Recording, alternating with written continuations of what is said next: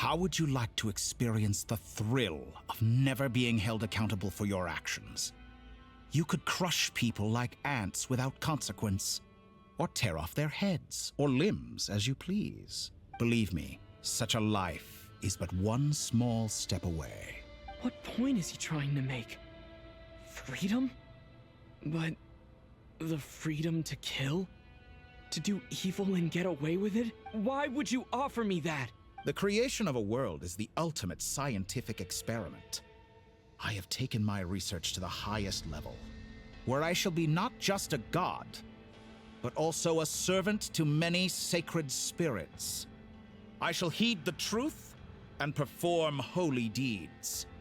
A god's laboratory is the perfect playground, but it needs the right occupant to explore its full potential.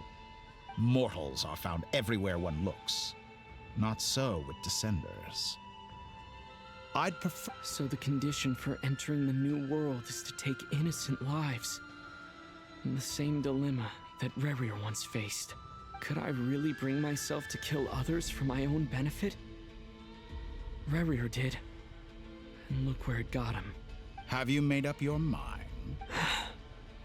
I can't do it. Your playground is no place for me. You're putting your hopes in the wrong person. But we both know I'm not quite the hero you say I am either. I have my own reasons for the journey I'm on. And they aren't all selfless. You've grown a lot since we last met. But there are still things you are unwilling to compromise on. This will only hinder you. Why don't I lower my requirements a little as a gesture of goodwill? I'll give you a little time to learn to be a less noble soul. That'll make things much easier for you. I really doubt I could live that sort of life. And yet you already sound less defiant than a moment ago. The benefits appeal to you because you can read the signs of the times. Why don't we return to my research facility? Your last visit was so rushed. There is much that I have yet to show you.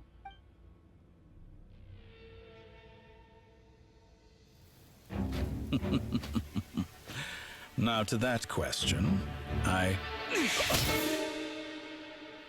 Heroes don't attack from behind. Guess I'm no hero. This is most disappointing.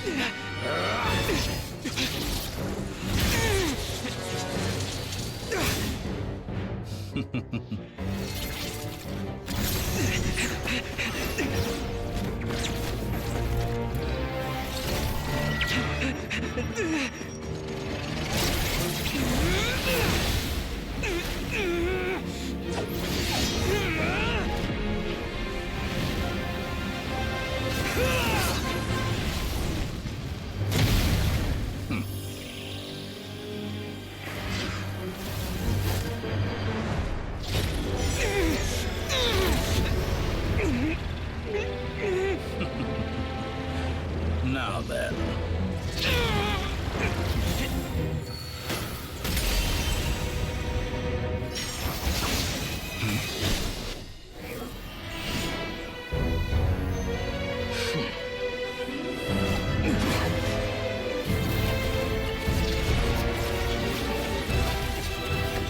A new face. Interesting.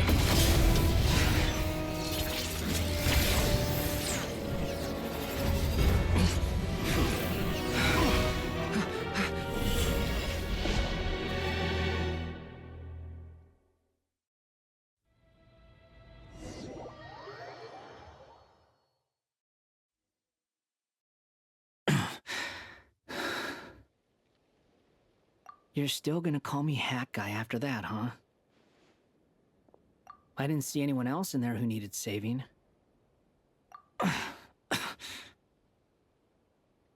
It's nothing. I'll be fine. Why are you looking at me like that? Is it that shocking that I'd come to your rescue? I owed you a favor back in Sumeru. Now we're even. Distracting Dotori was tough. I won't lie. He's not gonna fall for the same trick twice. That was my one shot. I'd hoped to use it to take him out. Ugh. I never wanted to obliterate someone more than I do right now. Dottore doesn't recognize me, but his segments were originally made based on an analysis of my operational principles. I expect it's only a matter of time before he figures out what I am. So Dottore doesn't recognize Wanderer because he deleted himself from Irminsul.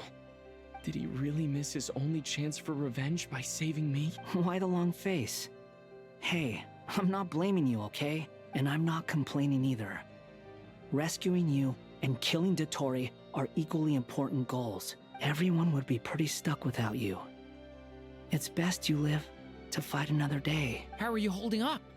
Are you all right?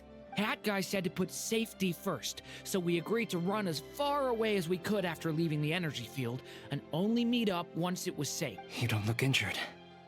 It seems that Dottore didn't do anything to you. All right.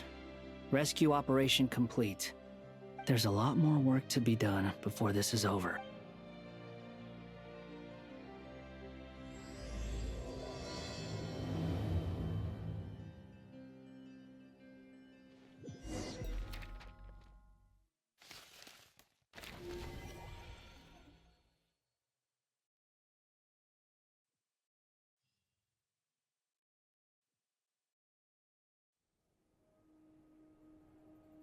Understood.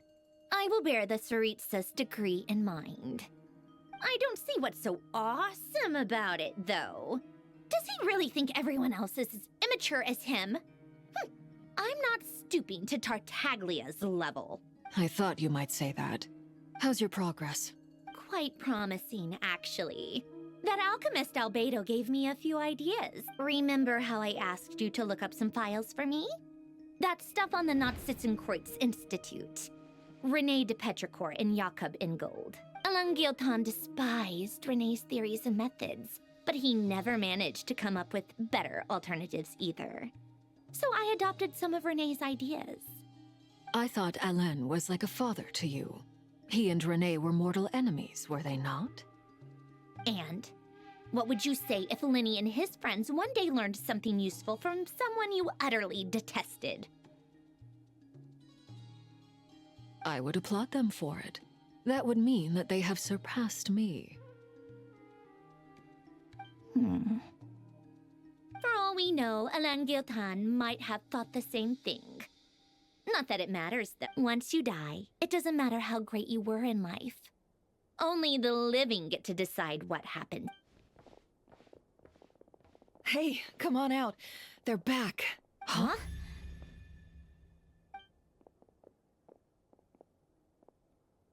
You're back? And your head's still screwed on? What does it look like? Way to keep your composure, madam. Excuse you. I am perfectly composed. Glad you're okay. Yes, it's a huge relief. Worry? Oh, yeah, right. You think we, the Fatui, were worried about you? We were worried sick. Hey! The Traveler and I were already friends.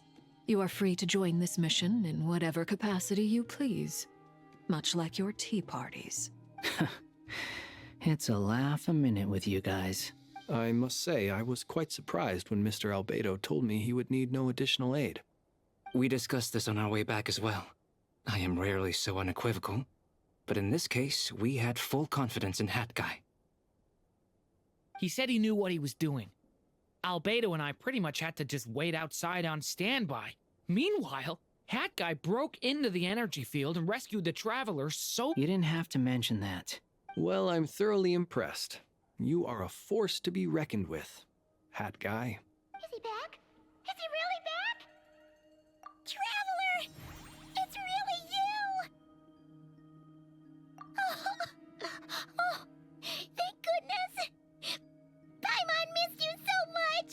You can finally breathe easy, Paimon. It's great to have you back in one piece! Oh, Paimon's been having nightmares the whole time you were gone! Look at them. You know, once you reach my age, there's nothing better than watching a misty-eyed reunion between friends. It's nothing. Same goes when you get to my age, too. I bet Ino and Anefa would be tearing up as well if they were here. Varka, I'm not Nepha can cry. Oh, yeah, good point. Hey, your eyes are looking a little red and puffy. Come here, let's hug it out. What? Ew, no. No, thank you. You're not my dad, okay? Knock it off. Everyone, I'm sorry for all the trouble I caused you. But the silver lining is, I didn't come away from this ordeal empty-handed. While I was being held captive, I learned a lot about Dottoro's current capabilities, and what he plans to do with them. Allow me to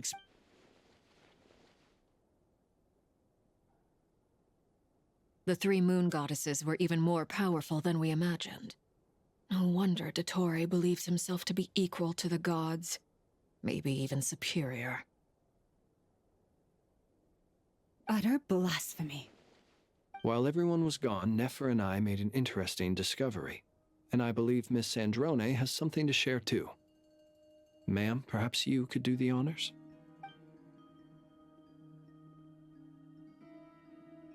Called it.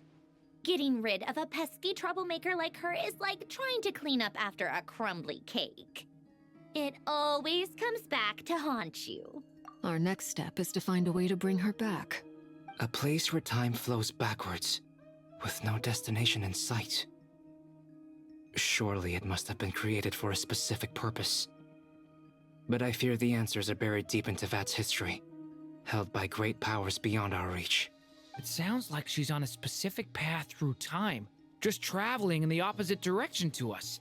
The question is, where does that path lead? Or will it keep going to infinity? We considered that question as well. Strictly speaking, time is not infinite. Indeed not. Every road has an end. Nicole! You sure loved quietly sneaking in mid-conversation. I do, in fact. It's something I've always done at our mages' tea parties. Quiet, mysterious, and persuasive. You wonder what lies at the end of her road. Well, just as the world has a beginning and an end, so too does time. And so, the end of the road is the moment that Teyvat was born. But where Miss Columbina will end up along this road, that depends on where this particular river of reverse time began. What about the original moons and the moon goddesses?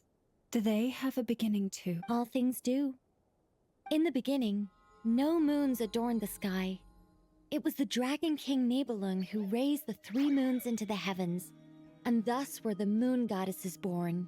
They were shadows of the planet, born to wield Nibelung's authority and oversee the world on his behalf.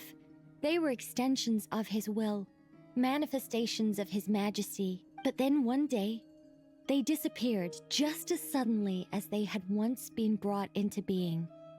Nobody knew where they had gone.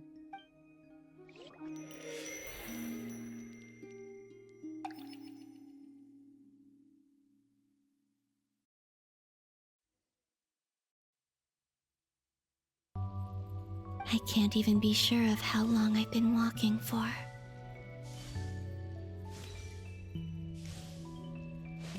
The further I travel, the less stable this space becomes. There are even moments where I can sense something that feels like abyssal energy. They can just materialize out of thin air. I have to keep my wits about me.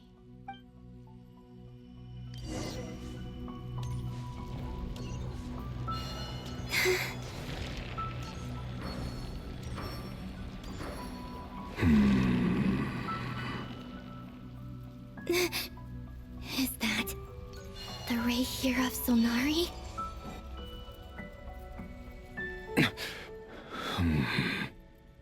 You are the moon goddess. But how? Please, there's no need. I'm not interested in fighting anymore. I find that a little difficult to believe. Yeah. Honestly, so do I. The way you used my own power against me was... It was a brilliant strategy. And then, in the final moment before I was thrown into this space, I got to see an old friend. Mr. Dainsleif. Right.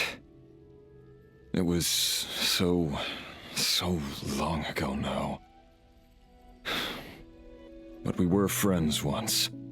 When I first got here, I was filled with hatred, remorse, and rage. How I cursed and devoured.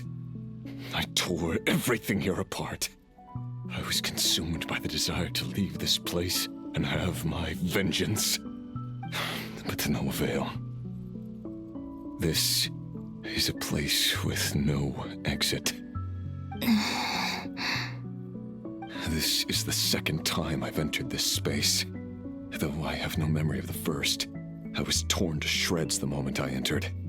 But this time I survived. It must be partly because of this new body, and partly because of all the Kuvaki I absorbed in Nod Krai. Are you the source of the abyssal power in here? Not all of it. Some is from when I first arrived here and tried to destroy everything. But there was already a degree of abyssal power here before I entered.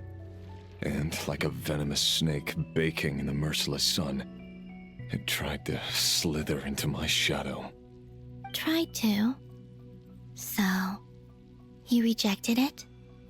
Yes. Because after that, the world suddenly became silent for a moment. What do you mean? The voices in my head, they were gone. And then I saw her. Her? Thelindis. My former lover. Never mentioned that she saw a memory of Thelindis leaping into the moon's reflection. More precisely, I saw her afterimage. I'm sure the real her is long gone. She was just an ordinary Conrian. Anyway, why have you come here? Didn't you know it was a dead end? If I hadn't escaped through the moon gate, my friends would have been in far greater danger.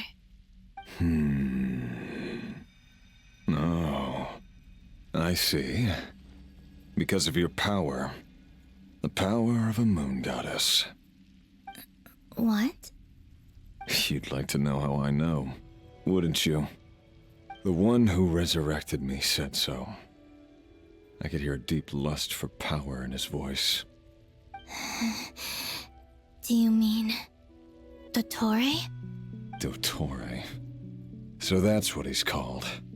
He'd been collecting fragments of my body for a long time, also that he could resurrect me at the moment of his choosing. I had no interest in his research. But being as corroded by the abyss as I was, we were aligned as far as hunting the moons and recovering my strength were concerned. So that's why the Wild Hunt suddenly became so active in Nod Krai. When I left the Fatui in my weakened state, Dottore must have felt that his time had come. Moon Goddess, could I ask a favor of you? What? I know this is a lot to ask, especially from someone who tried to kill you. If you refuse, I won't fight it. But this is the only thing I desire now. Nothing else matters. What do you want? I'd like you to take a message to Thelindis for me. Thelindis? But... Yes, she's dead. But like I said, I saw her afterimage. I can sense that some part of her soul remains here. Far, far ahead. Why don't you go and speak to her yourself? I can't. I don't know why, but I can't move freely in this space as you can. All I can see is a glimpse of her, walking away. Just like the moment when I last saw her in life. In return, I will clear these abyssal obstacles for you. No, not in return. I'll clear them for you, whether you want to help me or not. It feels like something I ought to do. Why? Yeah. Why, indeed. I've been asking myself that question a lot recently. Why did I do the things I did? I'm tired of it all. Tired of the person I became. People used me. And then I turned around and started using others. I think I grew tired of it long ago. But I wouldn't admit it to myself. And ultimately, that's how I ended up here. What do you wish to tell her? All of it. My past. My mistakes. Everything that happened after we were separated. Is it okay if I give her the abridged version? Yeah, I'm sure there's plenty you can skip over. Just tell her the important parts. Whatever you think that means. Like the part where you relentlessly tried to kill us? It's up to you. Love demands honesty. But my relationship with Thelindis was built on lies. We hid too much from each other. But after living my whole life in the shadows, I don't want to hide anything anymore. I will do my best.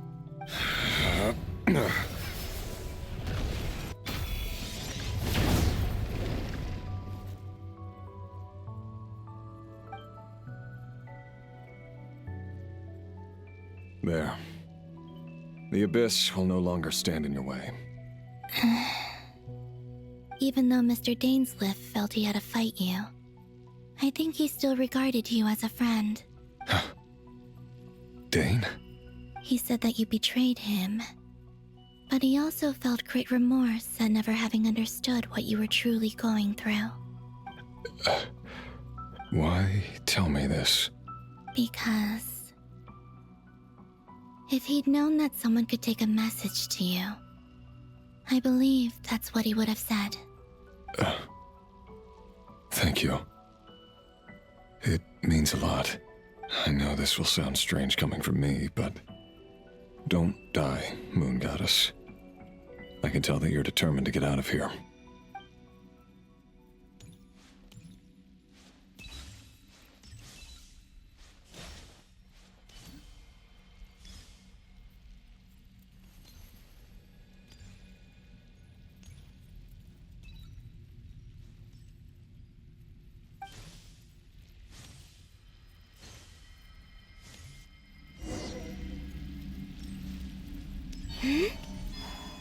He kept his word.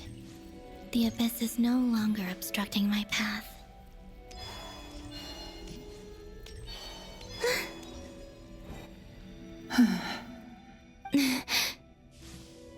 Is that the Lindis?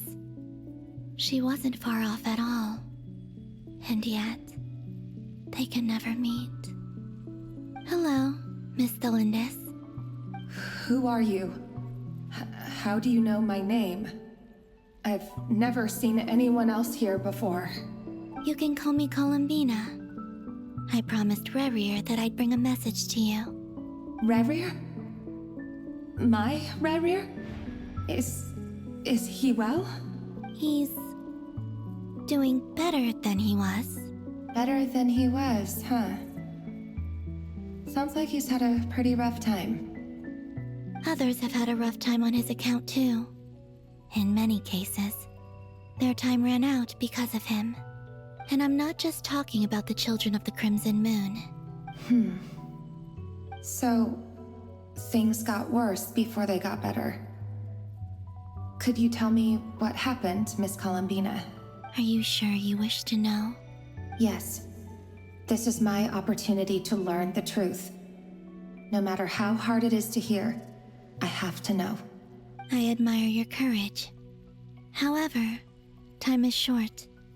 I cannot stay here for long.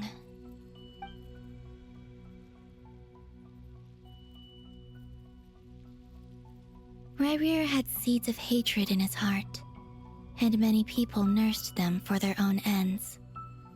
On some level, everything he did was to try and find a way to see you again, but in the end, he came to regret his mistakes. He wanted to apologize for hiding his past from you. Beyond that, He did not say specifically what it was he wished to convey to you, but I'm sure that you've always been on his mind. You are what has kept him going over all these years. I'm sorry, Miss Columbina. This is so upsetting. I'm not sure how to put my feelings into words. It's all right. I understand. Well, that's everything from me. So... Wait. One moment. Time flows backwards here. The road ahead only leads further and further into the past. I know. I intend to reach the end of that road. Without a moon marrow, without the 3 moons' power, you won't make it far. Wait, unless... Are you one of the moon goddesses? You could say that. I see. I often think to myself, if life is like a train ride, why haven't I reached the terminus? Where am I even going? And it's not just me, it's this whole place. Wherever it is, it seems like it's existed forever. It's such a mystery. Where is it going? I must seem so ridiculous. I can't answer these basic questions, and yet I jumped right in here without hesitating, only to be torn apart the moment I entered by powerful energy currents.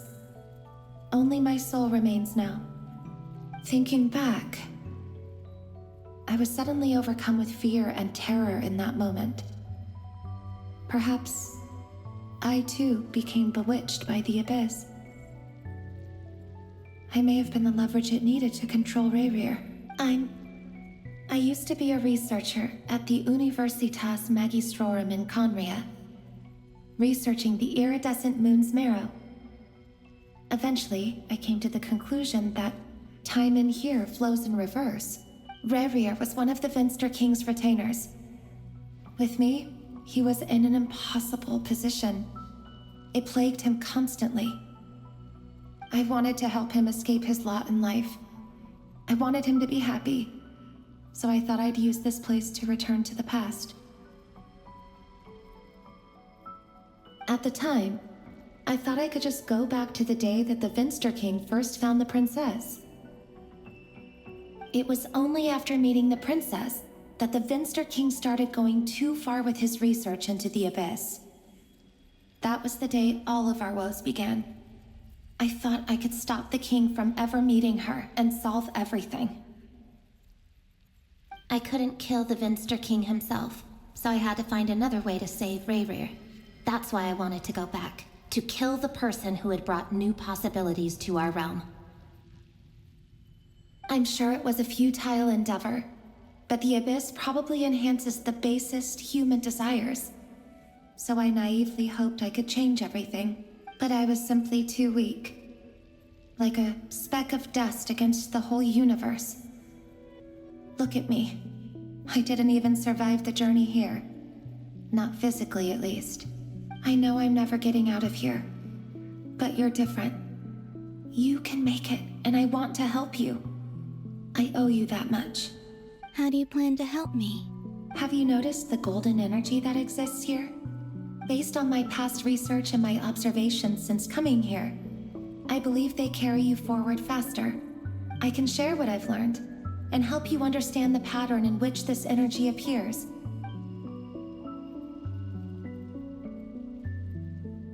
I think you just might... Now, I know you will be able to change the past. Also, I've been speculating about where this space ends. The documentation was scanned, but from what I know of the legends about the moons, the oldest ones seem to begin with Nibelung, king of dragonkind. I have no way of verifying any of it by this point. But if it's true, you might be able to reach that era if you keep walking. Understood. Thank you, Miss Thelindis. I'm the one who should be thanking you. If you hadn't entered this realm of everlasting death, what use would my deductions be? Thanks to you, they have some meaning. About Rayrir, I'm so So sorry. For everything. It wasn't your fault. That's not true. Because we both feared bringing trouble upon each other, neither of us ever told the truth. And that dishonesty sealed our fates. But enough about that. I wish you a safe journey, Miss Columbina.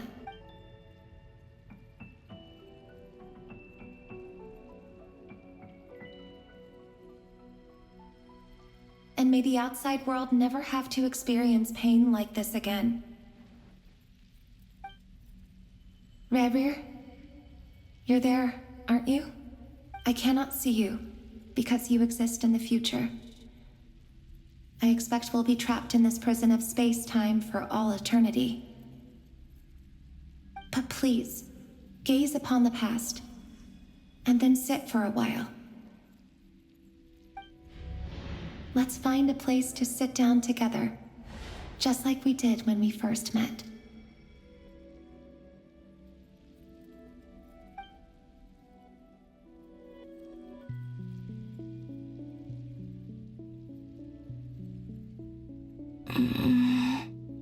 How long have I been walking? How much further till I reach the end? Is there even an end to be found? Everything's getting blurry.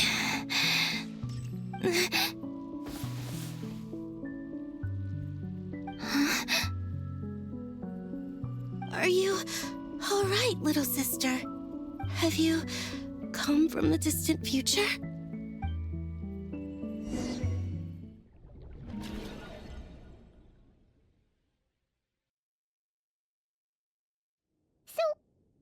Exactly did the moons just disappear?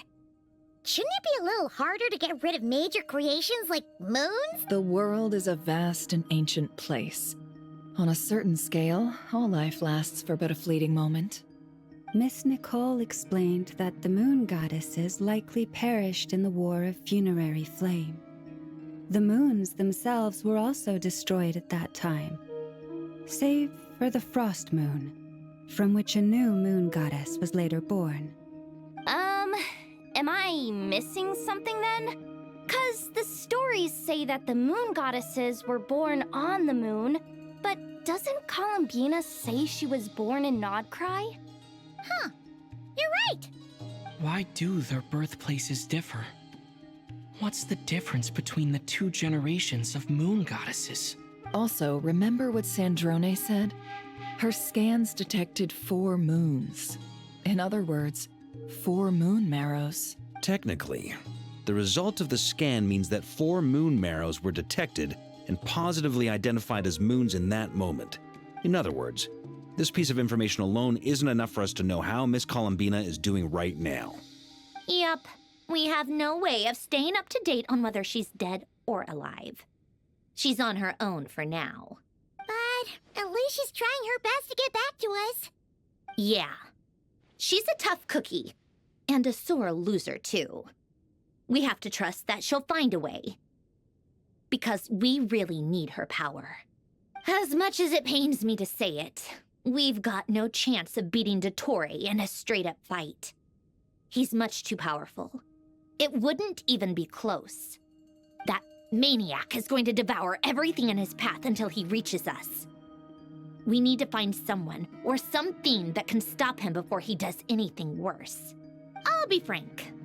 Our only hope of defeating this false god is with a real moon goddess on our side. I'm not just saying this because Columbina's a friend and I want her back safe and sound. It's just the truth. And I know that even she was no match for him when he attacked, but I don't have a better solution. We're not giving up on saving her, whether she can defeat Dottore or not. Right. Don't worry, Miss Sandrone. We're all aligned on saving Columbina. No one's trying to argue that we can only justify saving our friend because it will help save the world. This is about multitasking. We want to save both. So, she's more than just a moon goddess to you guys? Absolutely. Duh! She's part of the gang! And you are too, you know. Yes, I know. you don't need to labor the point. I knew that the moment I came running over with my documents that I was part of the in-group. I mean, if Arlecchino can fit in, I certainly can. Anyway, as for how we get Columbina back, I've been working on it constantly. But I think I'm still lacking certain information about the moon. I'd probably get there if I could continue my calculations, but the problem is, I've run out of computing power. Computing power? You mean you need more energy? No, the issue isn't energy, it's processing power. There's so much data to get through that the whole process has just ground to a halt. That's a tricky problem. René de Petrichor of the Nautitzenkreuz Ordo once foretold the fate of the world. But I don't know how he did it. My guess is that he used the primordial sea's power. However, that won't work for me. His methodology was vastly different from my own. What's worse, they're incompatible. And, to top it all off, we can't even leave Nod Krai. Ugh, this is so annoying. If I'd known we'd run into a bottleneck like this... Well, no, the design bureau's a bust as well. Curse that Dottore! Couldn't have made this harder for me if he tried. Oh, what do we do then? How about we grab a bite to eat and take a break? Maybe something will come to mind after you've cleared your head. You don't get it, do you? I'm trying to calculate the fate of an entire world here. And I need accurate results, not big prophecies. Where the heck am I gonna find the computing power for that? Ahem.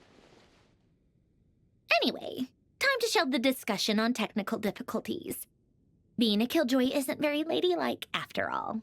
Either way, we've done what we can. Rest well, everyone. Remember to let us know if anything new comes up. Hat guy? Is he hinting that we should talk outside? Let's go somewhere a little more private.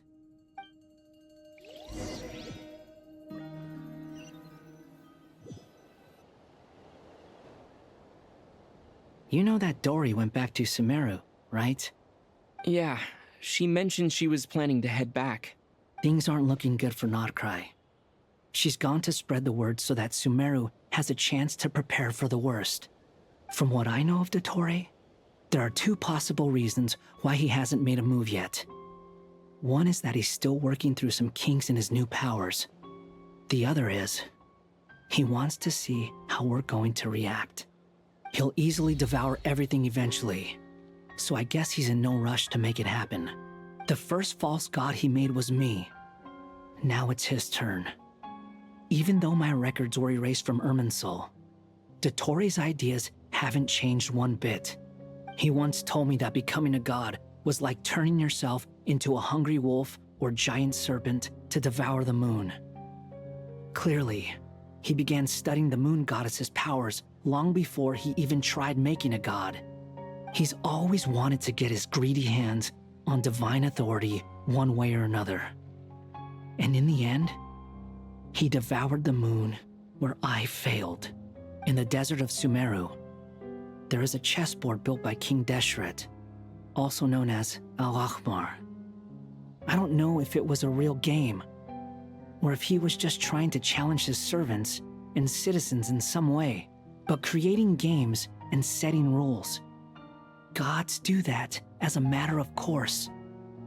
That's the kind of power Dottore craves. Now he has the Trilunar Authority. His power is leagues beyond the common people. I don't think there's any point in other nations rushing to the front line. They're better off focusing on defense and hoping they can fend off any threats that spill out from Nod Krai. Either way, Dory will inform Lesser Lord Kusanali, and she will contact the other gods in turn. The Seven will have some recourse available. If nothing else, their protection should keep the rest of the world from descending into chaos as quickly as Nod Krai has. So on the bright side, even if Nod Krai is doomed, your friends in other nations won't be in any immediate peril. That's good to know. But I'm not ready to give up on Nod Krai yet. There's a word for people who refuse to let anything go. It's called being greedy. Maybe it sounds greedy to you, and probably naive too. But whatever you call it, that's what gives me the determination to keep fighting. Battles are fleeting, but the will to fight is a long-term commitment. Give up for even a moment, and your resolve will shatter.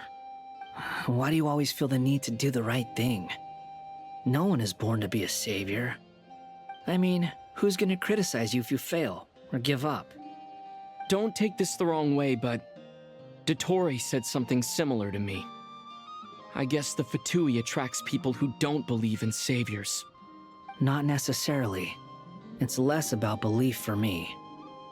I just want to know how determined you really are.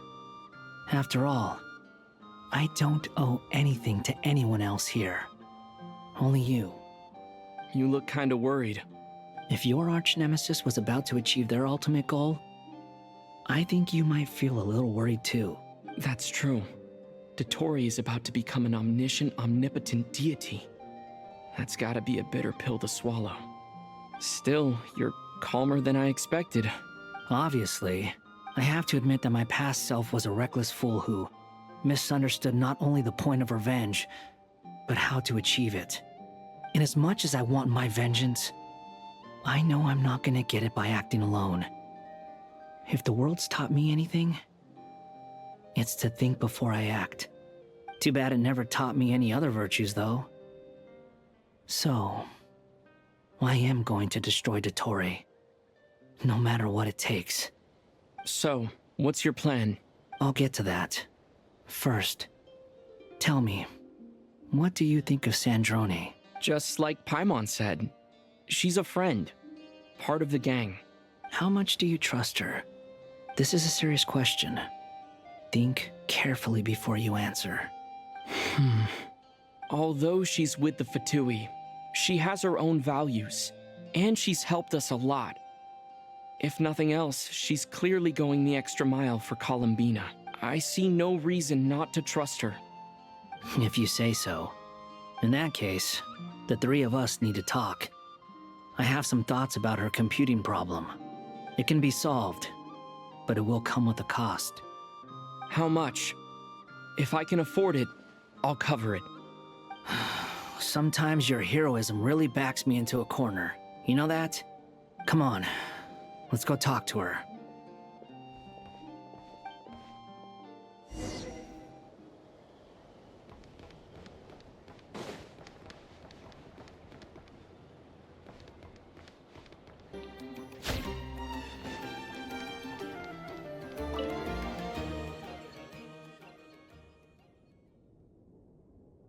Miss Androne, Traveler. Hey there. Paimon's here too!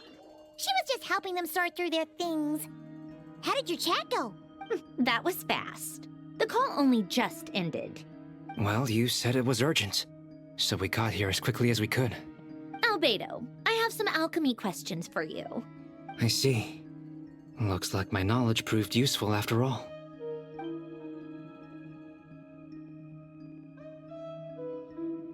If I might ask, what is the end goal for the modified formula you'll be using? I needed to predict the future of the entire world. But I've run into some teething issues since trying to implement Renee's theory of the four Orthants. I see. I'll have a look at it. Still, computing power is the real issue here. How do you plan to solve it? About that, it's been sorted. Oh, with the Traveler's help? Actually, you're not wrong. He found the person with the solution. Was it Hat Guy?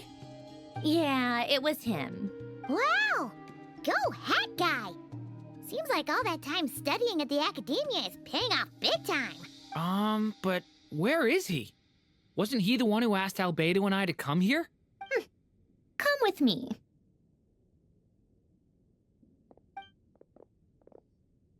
Hat Guy? What's happened to him? Hat Guy! Can you hear us? No response. I guess he's in hibernation. Hat Guy mentioned that he was a puppet. It seems that his functions are currently shut down. I presume this has something to do with the solution to your computing problem. That's right. He and the Traveler came to see me. Wait, what? You have a solution? Would you calm down? Why do you always react so hysterically to everything? Excuse me? How would you know? You shouldn't be so quick to judge complete strangers. It's very bad manners. Oh, please. It doesn't take... Where does a mere student get that kind of confidence? I've actually published more papers than you. Not that status counts for much. Even Paimon's applied for academia admission. Huh? Are you serious? See? This is why I can't be bothered to explain myself. She recognizes no one's skills but her own. Okay, fine. I'll hear you out. So, tell me, how do you propose to solve my computing power problem? This world itself is constantly processing all kinds of information. If it's the world's future you're trying to calculate, you need a processing device that's designed to cope with that volume. Easier said than done. Only Irminsul can handle that kind of... Wait, is that what you're suggesting? But surely we can't just plug my formula directly into the ley lines. You should be able to tell that I'm not human, right? Yeah, I noticed. The technology, though, seems pretty ancient. Very different from Pontaine's. It's a completely different system. Conrian, to be precise. I'm what they would have called a puppet. Puppets need an energy source and processing power. The artisans who built them sought out the materials most suited for that purpose. You? Do you mean... The Traveler and I have talked it over. He's willing to vouch for you. So, I'll allow you to borrow my core for your calculations. It was built using wood from a silver white tree, which makes it a small part of Irminsul. Conrian technology and Irminsul wood. Who in the world could have built you? Are you sure about this? A puppet without its core will cease functioning completely. And if it's left in that state for too long, it might not recover. You could die if you do this. You do realize that, don't you? I can put two and two together, yes. No need to rub it in. I won't lie to you. This has never been done before. I cannot guarantee your safety. Doesn't matter. I'm prepared for the worst. Did you two actually talk this through? Is he... Are we really considering this? Yes, we discussed it. The bottom line is, he trusts me, and I trust you. Let's give it a shot, shall we? Honestly, I have no clue where this kid even came from. But for whatever reason, he lent me his core to use in my formula. I'm very close to finishing my calculations now, and the core is currently in use. So I'm sorry, but I can only show you a sketch right now. This is what the core looks like. A silver white branch. It certainly matches the legends told about Irminsul. Is Hat Guy gonna be okay? He's not gonna die, right? Right? In theory, he should be fine. As long as we put his core back in time. Beyond that, all I can say is that I'll try my best to avoid risk and make sure the core doesn't sustain any damage. I think I know why you called us here now. Someone needs to watch over his body and make sure it's protected until the process completes. Correct. He said that the only ones he trusts here are you two. And the Traveler. And the Traveler will have other work to do. He will have our undivided attention. Aww, Hat Guy. On a more positive note, things are progressing steadily on my end. I'll call everyone in for a meeting once the results are out.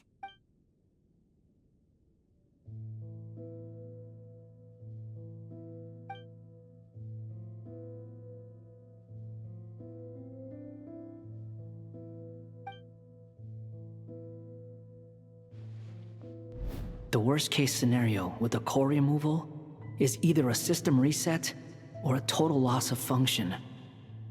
But I'm not afraid. A quiet death should have been my fate long ago.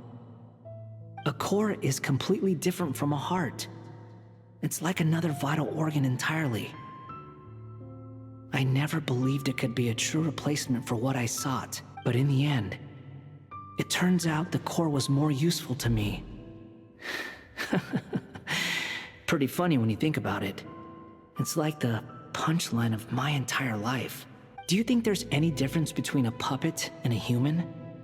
If not, then this would just be another samsara. I have already experienced both a past life and a next life. Part of me wonders whether I'm only capable of making this decision because I've become a real human. What's with that expression? Isn't this a good thing?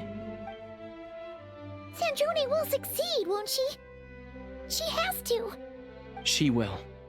We all have to persevere until this is over. That's right. And I'll protect you all until a moment of victory arrives.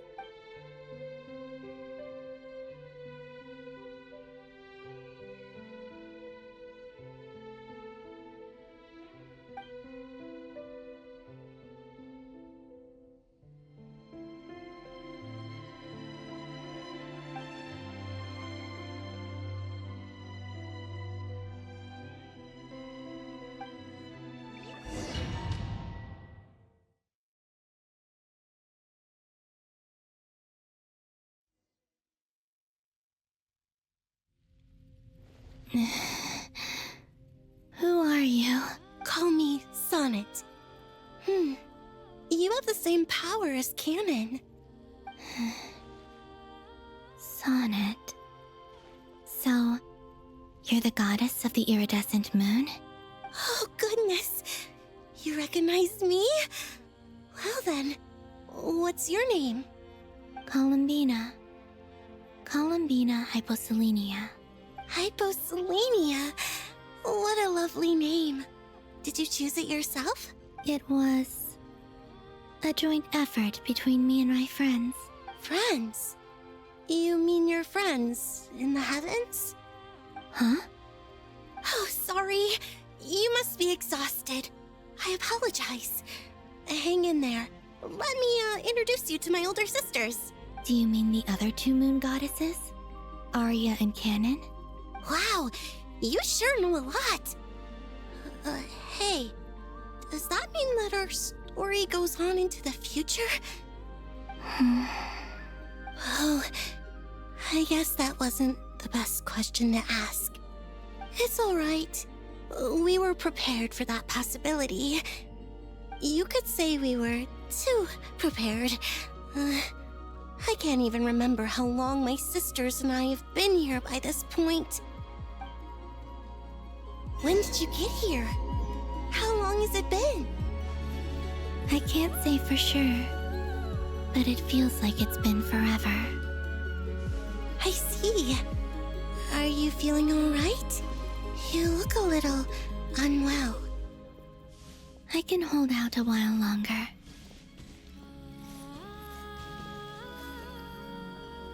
We don't have far to go. The place where my sisters and I are based is just up ahead. Don't worry, they're both really nice. I'll introduce you.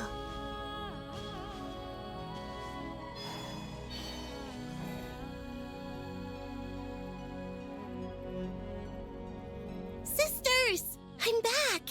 And look who I've brought with me.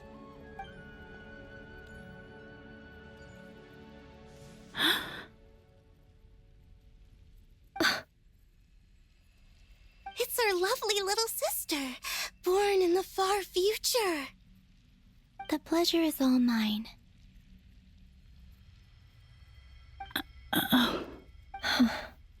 Allow me to introduce you to Columbina Hyposelenia. This is Arya, the goddess of the eternal moon. And this is Canon, goddess of the frost moon. Canon, don't you think Hyposelenia's power is similar to yours? Hello, Columbina. I apologize for our startled reaction just now. And please, Forgive our little sister if she's been annoying you. She tends to talk a lot. It's fine. You seem shy. Don't worry, Columbina Hyposelenia. No one can hurt you here. Could you tell me where here is? Please. I must know. My dear sister, this is where Teyvat's original ruler, the Dragon King Nibelung, imprisoned the moon goddesses. What? You're scaring her, Canon. No, I'm fine. Please, continue. Nibelung, our original master, created us in the distant past to maintain Teyvat. But he left this world and traveled into the dark universe beyond, to explore worlds vaster still. Day and night, we fulfilled our duty in the heavens, until the day that the first Descender arrived. The great ruler of the firmament. The heavenly principles. Is that what later generations call them? I see. But we did not reject them at first, nor did they seem to harbor ill intent towards this world. We coexisted in peace. They were like a guest in our home. Slowly, however, we came to realize that our guest had a growing desire to change and dominate the world. And you didn't stop it? No. There was an order to the rules they set up that Nibelung never taught us. We wanted to know if this order would bode good or ill for Teyvat. All right. Canon and I wanted to know. Sonnet was against it from the outset. Later, we discovered that this great ruler of the firmament bore an almost paranoid hostility toward the desire of certain life forms to seek power. Or perhaps they feared them. They would even cast down celestial nails as manifestations of their power, to punish the civilizations of the world below. Only this was far beyond mere punishment. Right. Their rules brought order, but the price people paid for merely testing the limits of those rules was far too great.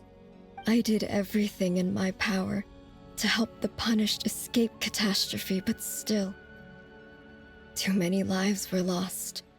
The ancestors of the Frost Moon Scions were some of the ones you helped.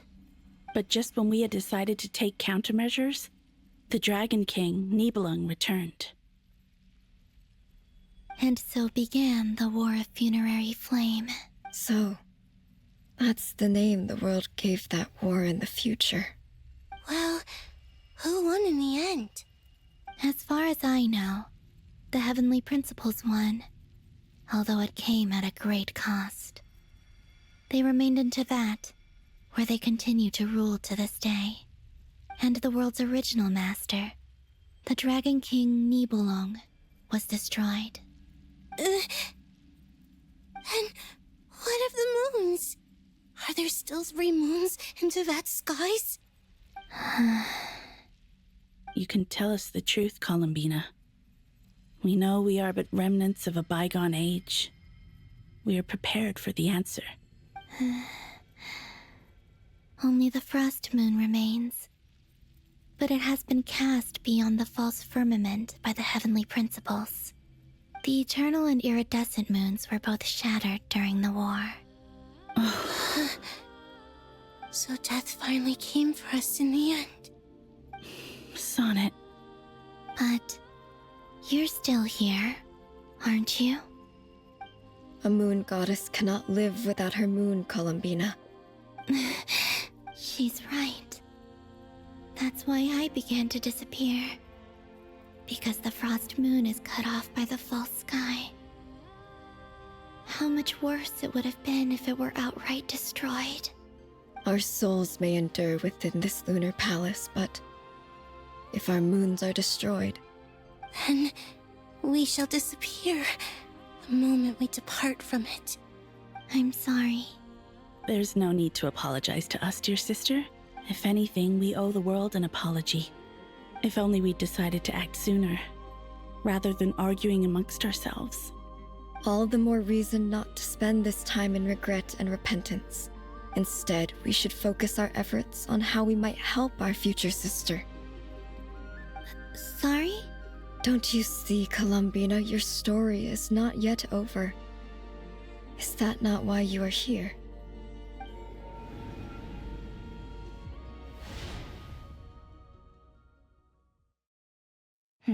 It's done. Initiate numerological array. Continue running primary process. Calculate the world's fate through extrapolation, and identify nodes of potential change. Secondary process, scan for moons. Still 4.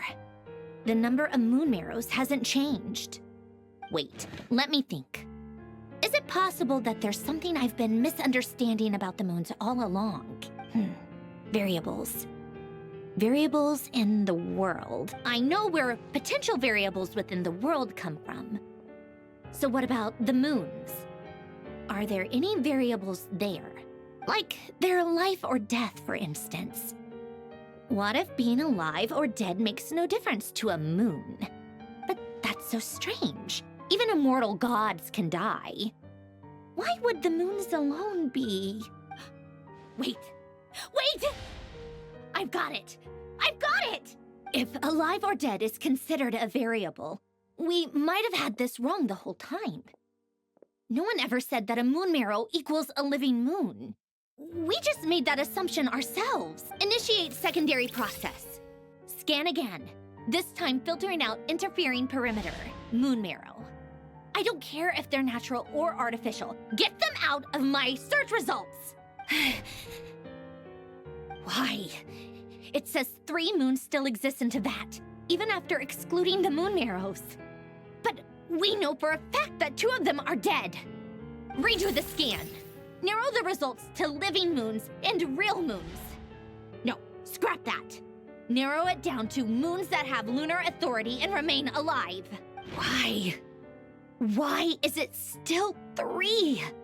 What is this, Columbina? Has the world lied to us? Or are you the one pulling the wool over our eyes?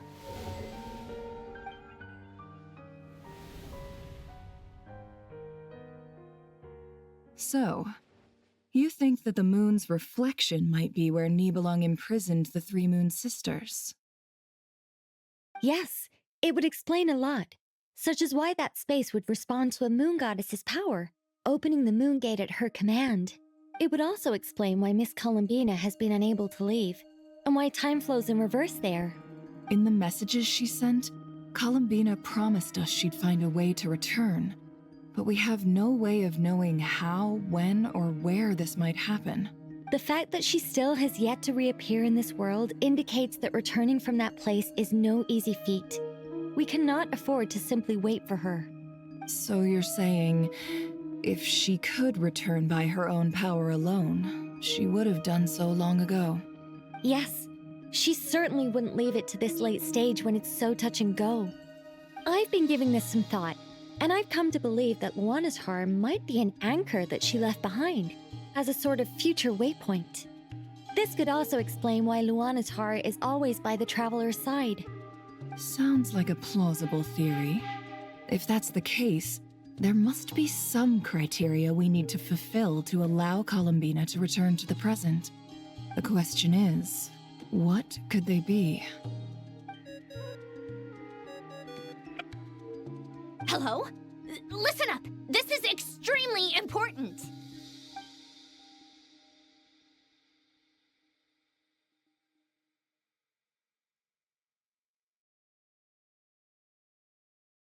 Not only is Columbina alive, but she may well exist in a form unimaginable to us. I'm still unclear on the details, but she's done something truly inconceivable in the past.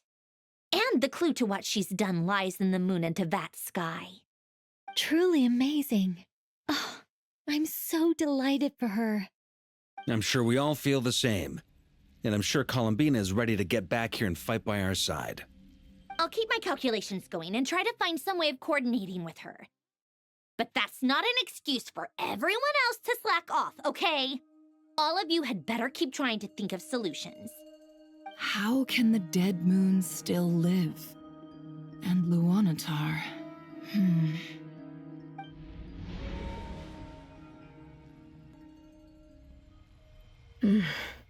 It's hard to believe that's what will happen in the distant future.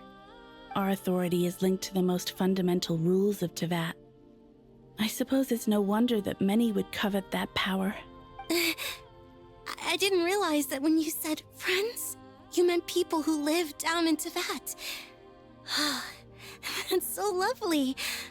I always wanted to go down there and have some fun. Have you ever tried leaving this prison? Of course. Between us, we've tried everything. But no matter where we go, this space will eventually bring us back here. It's like the center of a whirlpool. Everything ultimately converges here, at the moment when Nibelung imprisoned us. In that case, have you tried using any of those pathways that connect this space to the real world? Sorry? What are those? They're passages through which you can make small-scale changes to reality by using Kuvaki. Or am I the only one who can use those passages? Because part of my soul remains in reality. Kuvaki. What is that? You don't know? It's a unique kind of elemental energy found only in Nod Krai, the land from which the moons arose. Oh. Well, it's true that the moons first rose up from the part of Teyvat you say is called Nod Krai.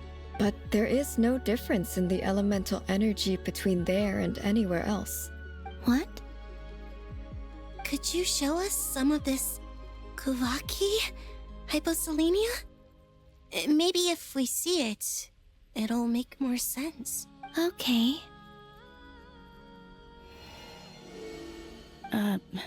Isn't that just your power? What? But it's everywhere in Nod Krai. In the air, in the land. Even the creatures who live there have adapted to its influence. How curious. This Kuvaki certainly did not exist anywhere in the world before we were imprisoned. Let alone influence living creatures. So, how exactly does it affect them anyway? Can they float in the air like us? This is so strange. Why would their reality differ so much from mine? Columbina, you're looking for more than just a way out of here, aren't you? Yes. If I am to help my friends, I will need tri-lunar authority on par with that of our foe. You mean... you'll need our power? This sounds extremely risky. The three moons' powers are not mutually compatible. Concentrating them into one goddess will be a very painful process. And if anything goes wrong, it could tear you to pieces. I know.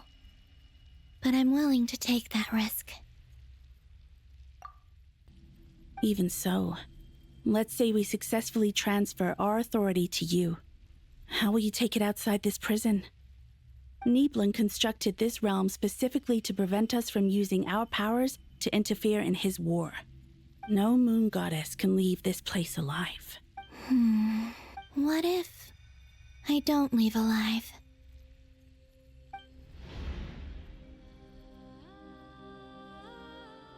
Where do we even start?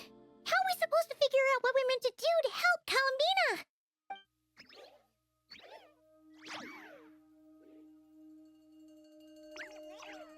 Columbina? What do you need from us?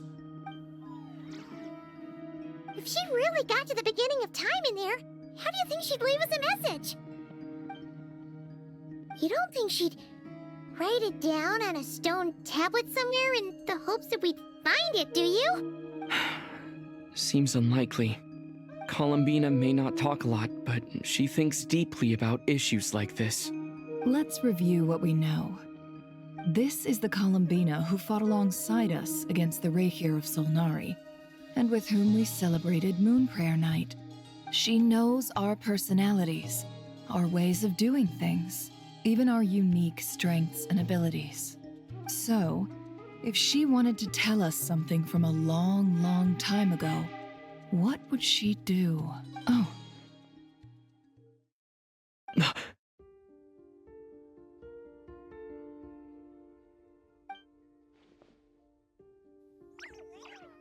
Traveler, you once said that those golden ripples also appeared when Luanatar was born. What if Columbina left Luanatar here, not just as an anchor to the real world, but for some other purpose? If she is part of Columbina, and Columbina knows that I can see past events through her. Oh yeah! Like when you peeked into Rirur's past through his heart! Nefer, wait! If you're right about this, and you can really see past events through Luanatar, your eyes, they'll... Oh, I know. Looking at Rerir's past in Conria was already enough of a strain on my eyes. Looking this far back into the past, it'll surely blind me. But it's our only chance. This is the only way. Boss. We spoke about this once, a long time ago. Do you remember what I said, Yehoda? The day I lose my sight, the Curatorium of Secrets will be yours to run. But... What's wrong?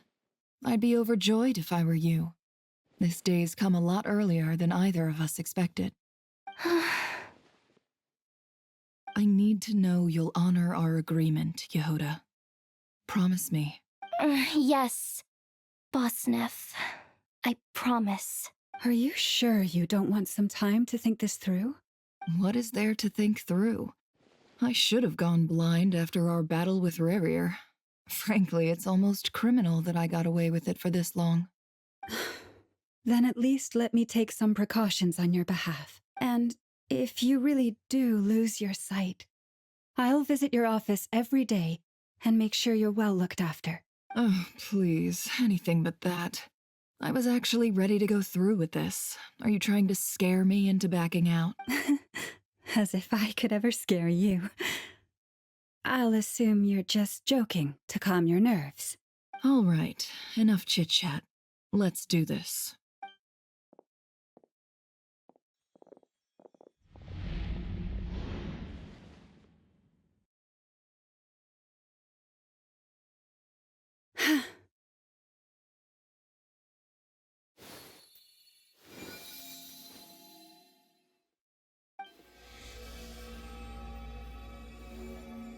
All done. Good. Now give me some space. Come on then, little one. Show me what happened in the past.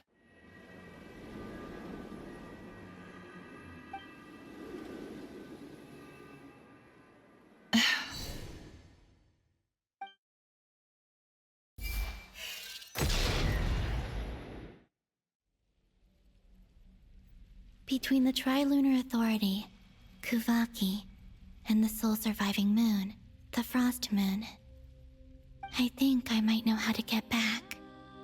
But I will need my sister's help. Time to go talk it over with them.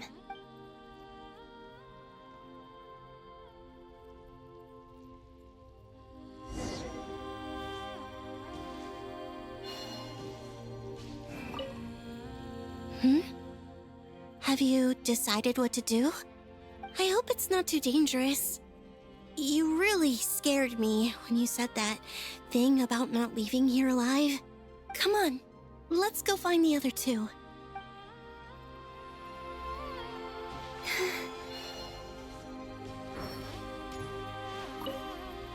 It seems you have reached a decision. I'm all ears. What do you propose?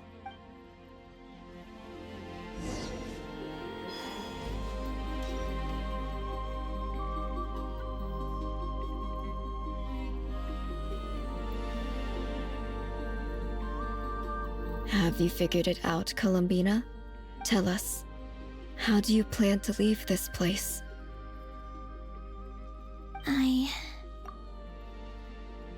I intend to die here, in this moment, and then be reborn in the future with the help of my friends. What? What are you saying? How can the dead be reborn? And how will you inform these future friends of your plans? You can't exactly leave oracles. Nothing can escape this place. Not a single ray of moonlight. And even if you found a way, what if they never find the message you left for them? No, that won't happen. Come again? They will find my message. I'm sure of it. I'm not following. How exactly will you achieve this? It's quite simple, really. First, I will leave my soul here.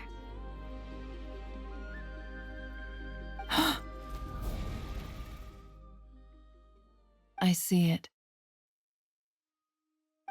Your soul? You mean your divinity? Yes. I once left a portion of my soul in the future. One so small that this prison barely noticed anything. In this very moment, she can resonate with my soul across time. When the time comes, I believe that she can serve as an anchor to pull my soul from here back to the future reality. Just as gravity connects the world to the moon. Exactly. In the future, where I came from, the moon has been cast beyond the false sky, but I can still feel that it is there. In a similar way, I can feel a connection to the soul fragment I left behind even now. My friends can use it to detect my presence. But how do you just leave your soul here? Is that even possible? On my way here, I met an ordinary mortal who entered this place long before I did. Her body is long gone, but her soul remains. And before that, I encountered an old enemy whose entire soul survives here intact, while the power that once corrupted his body has faded away. So, perhaps this space is specifically designed to imprison divinity and authority, but not the physical body. Still, even if your body can escape, would it not just be a lifeless husk without the soul inside? Wait, is that what you meant when you said you wouldn't leave alive? Yes.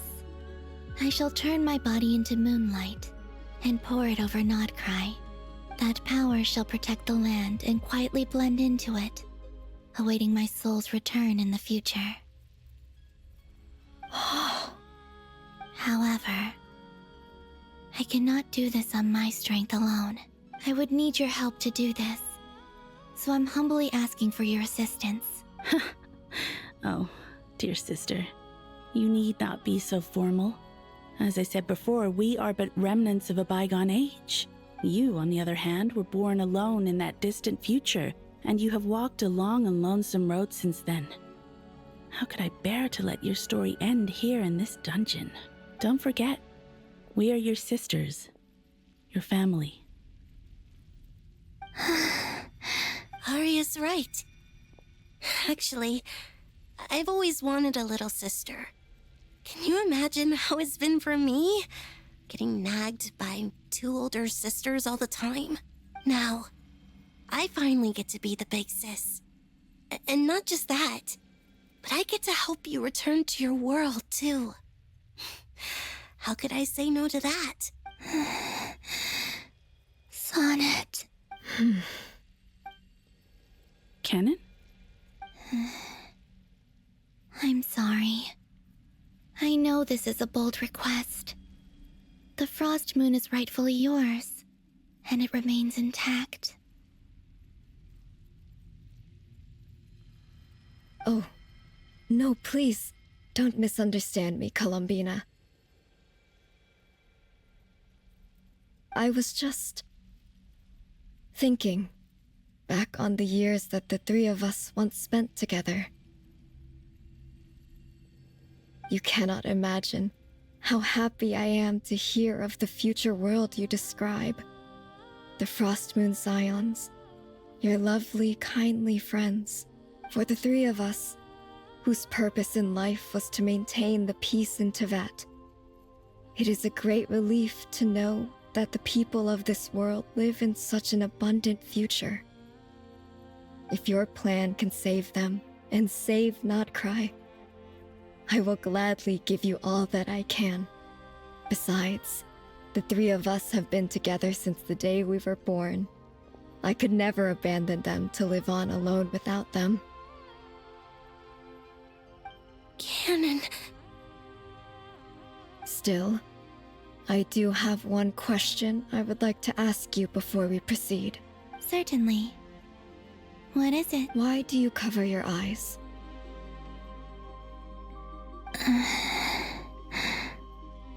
Yeah, I was curious about that too. But it seemed personal, so I didn't want to intrude. There was a time when I refused to look upon the world. I believed it was full of nothing but lies and falsehoods. I wished to hide my feelings, seal my heart, until I could return to my true home. I see. Perhaps that decision saved you from ever having to see the false sky again. But at the same time, you likely missed out on many true and precious things, like the smiles on your friends' faces. Promise me this, Columbina. When you return to the future, open your eyes, take a look at the world around you, and see your friends. I'm sure that you know this already, given that you long to return, but that is your true home. Give me your hand, Columbina. Arya, Sonnet, you too. Okay. All right.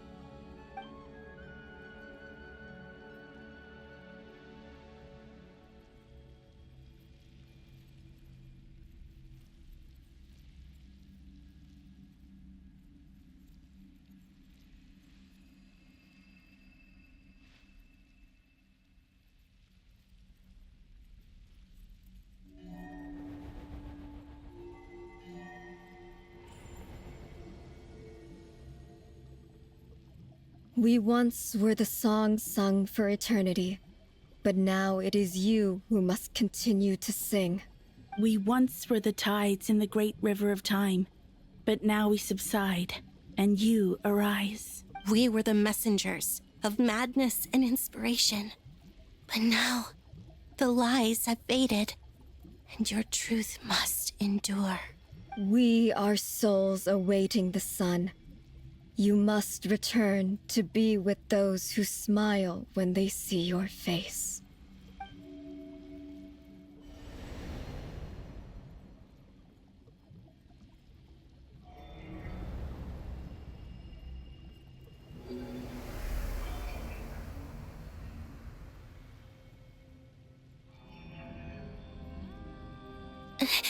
Is it done? Yes. We have transferred the authority over all 3 moons to Columbina Hyposelenia. From this moment on, she is the Tri-Lune Goddess, the one and only moon goddess of this world.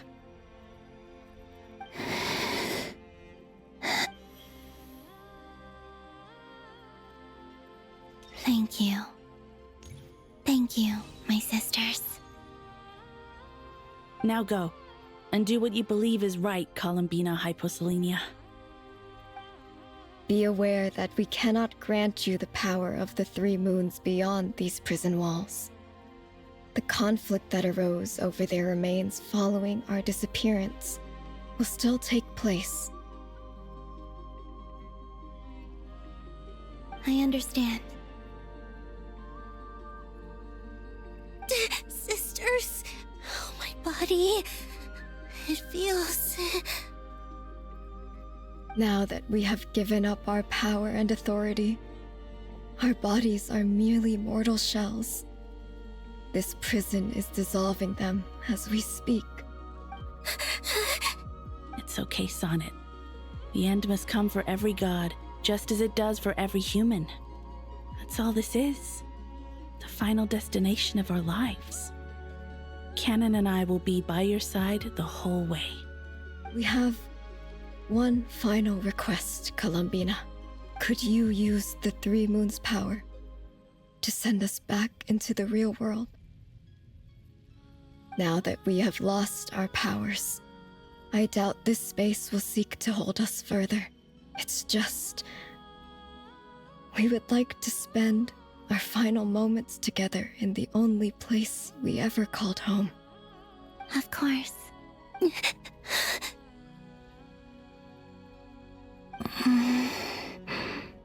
Sonnet?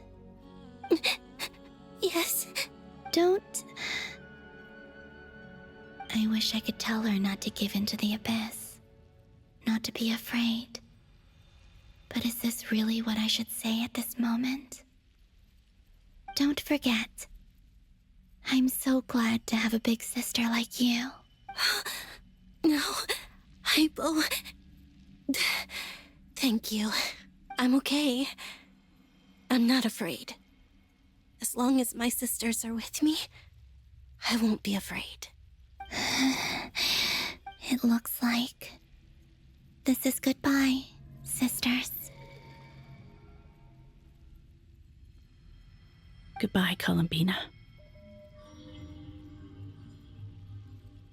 Take care of this world in our stead. I will. And now, it's time for me to bid farewell to my body, too. May it become the moonlight that keeps Nod Krai company through the long years ahead. So this is why Nod Krai was not always home to Kuvaki. It only appeared after I poured my body out upon this land, and only this land.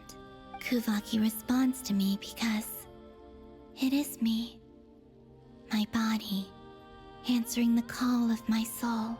And the golden energy I've encountered on my way here was, in fact, that very soul, which I am about to leave here to guide me. O power Trilune, eternal moonlight. I, Columbina Hyposelenia, lay aside my body. Let it be cast into the dark night to illuminate the future. May it be a companion to all who dwell beneath the moon.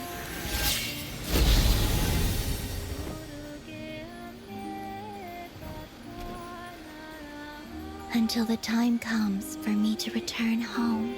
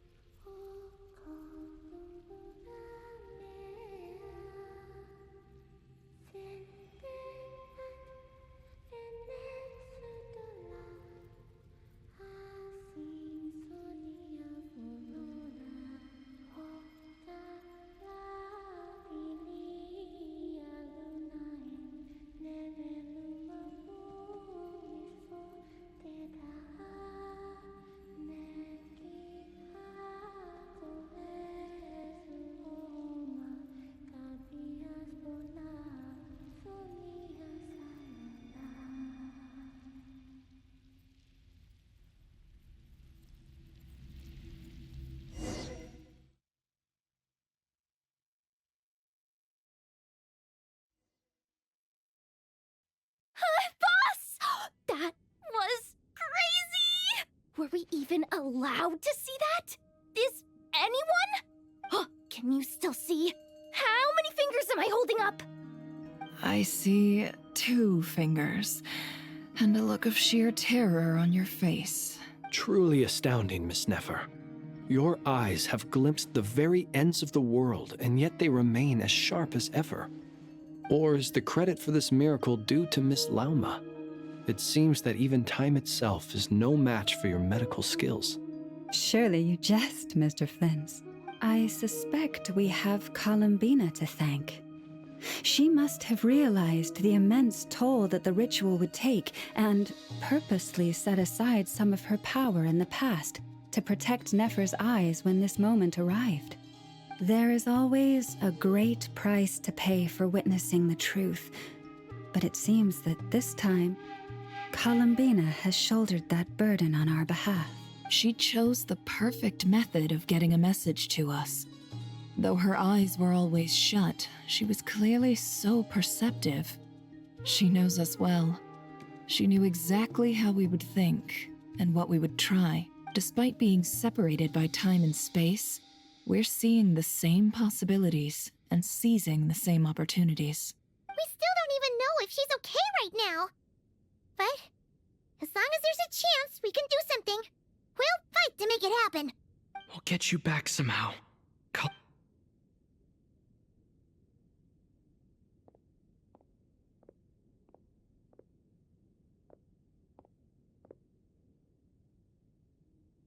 Well, based on the information we now have, let's figure out our next moves. Thanks to these gentlemen, we have a much clearer picture of the situation with Dottore. The civilian population has been moved to safety, so we no longer need to hold back. Miss Androne, how are the calculations going? So far, so good. I'll keep seeing how far I can push the system, though.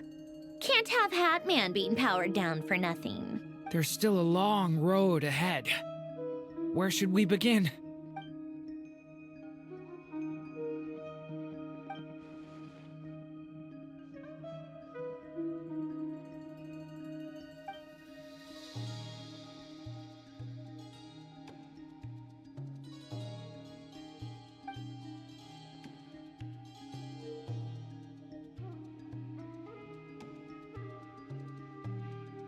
Our plan is clear.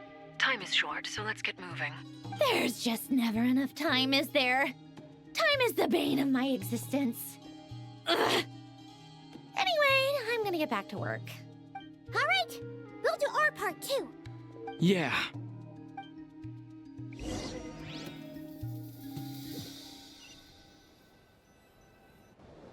Albedo's theory says that elemental energy can dilute the light realm's power. But I'm no expert in building elemental defenses. Sounds like something out of the advanced elemental theory section of the library. Whew. You seem quite troubled. Well, yeah. I mean, who doesn't get a little flustered when they're completely out of their depth? You were the very picture of confidence back when you approached the Hexen Circle. Yeah, I could have been faking it through that whole meeting for all you know. Who's to say I'm not just a ball of nerves in a charming and gregarious package? Oh gosh, really? I'm so sorry, I had no idea. Well, you're all the braver for it. Still, I was much more in my comfort zone than I am here. At least in Mondstadt, you can cry for help from a cliff top and actually stand a chance of summoning Barbados himself. Things have never looked bleaker than they do now. If we don't pull this off, Teyvat's doomed, isn't it? Oh, you think so? It's a shame. Don't put too much pressure on yourself. Teyvat has faced annihilation many times in the past, but it also gave us you, didn't it? Hey, don't give me that. It's not like I'm anyone special. I disagree. Every human born in this world is special. We angels have always believed that. In that case, this humble human being has a big favor to ask of you.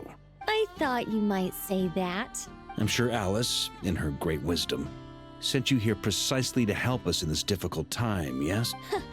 Well, that has less to do with her wisdom and more to do with my power. Of course, of course.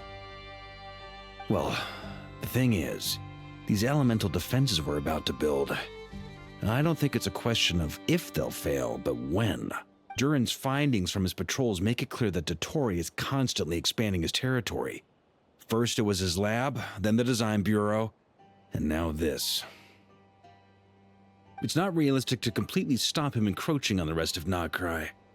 Rather, our goal should be to stall him for as long as possible. If Miss Sandroni's calculations are correct, well, they're the closest thing to certainty we have in this situation, so let's assume they are. Anyway, her calculations suggest that our best hope for victory lies in Miss Columbina's return. It's up to us to slow Dottoro's advance and buy time for her to make a return. Are you asking me to help you with building the defenses? No. When he eventually reaches us, we will have to fight him. You were an angel once and a mage now. I'm asking you to lend us your protection. Oh.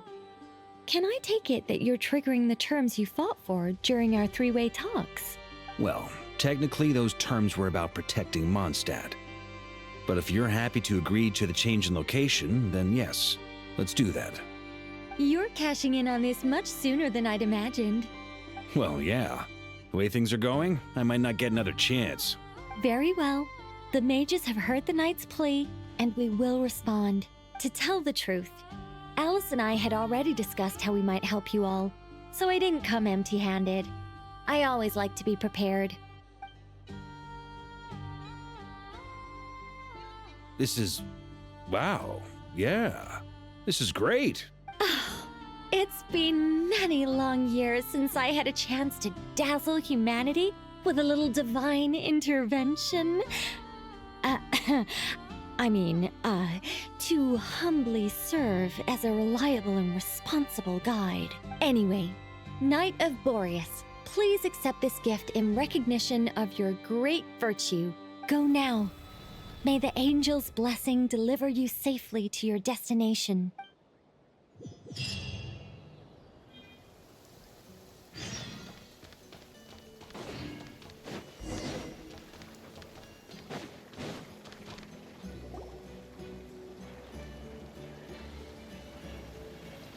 Ah, you're here. Sandrone, how are things going? Glad you asked. You two are about to become the first people to lay eyes upon my masterpiece. Or should that be the first person and the first, specter? Hey! Whatever. Come, feast your eyes on this. Wow! We've never seen something like this before! This meter displays the progress of my formula. Currently, it's still making the most important connections. Once it's finished running, I'll deliver it right to your side. And then, we can finally bring Columbina back. What do you mean, deliver it? Can't you just tell us over the Dodo communication device? It'll just be some numbers, right? Ugh, you're such a greenhorn. This isn't the kind of formula you solve in math class. It's a highly complex algorithm capable of constructing a framework of rules. Whatever. We'll be here all day if I start trying to explain it. All you need to know is the formula must be completed before we can bring Columbina back. I'll share the data with you. Nicole's agreed to let me use her information channel, so we just need to use the Dodo communication device like so. There. Now you can check in on my progress. Wow! Look at that! You're amazing, Sandrone. About time you recognized my genius. Took you long enough. Anyway, that's all for me. You should check on the others if you have time. Make sure we don't have any weak links in the chain. That might sound harsh to you, but close supervision is a common practice in a Fatui. Not looking to catch anyone out. I just care about everything going smoothly. That's all. I'm kinda stuck here while the formula's running, so I need you to be my second pair of eyes in the meantime.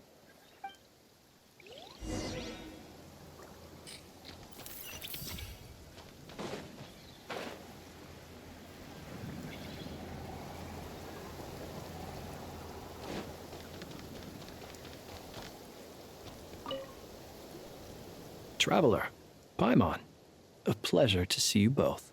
Flans! How's everything coming along? Fairly well, if I do say so myself. Personally, I am ready to confront Dottore head-on. Ooh, you sound much more serious than usual. To be honest, I am not usually fond of exercising my full strength. For one thing, it's hardly conducive to maintaining a low profile. Besides, I believe one should have the right to choose when to show their hand. I am conserving my strength until the moment of battle is upon us. Anything to boost our chances of victory. Seeing you get into the zone like this really puts Paimon at ease. Huh, Traveler? I consider it an honor to have your trust. Rest well. I look forward to seeing you both in your element during the battle.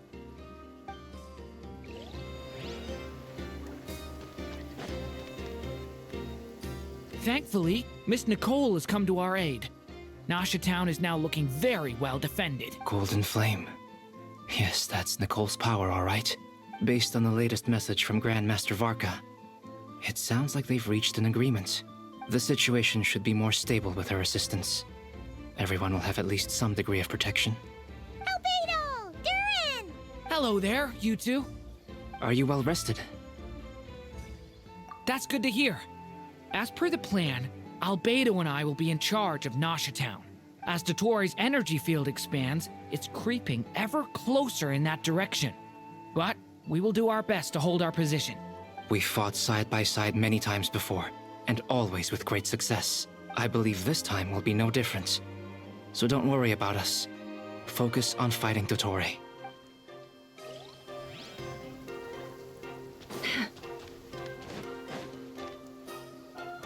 Yes, Miss Moonchanter? What are you staring at?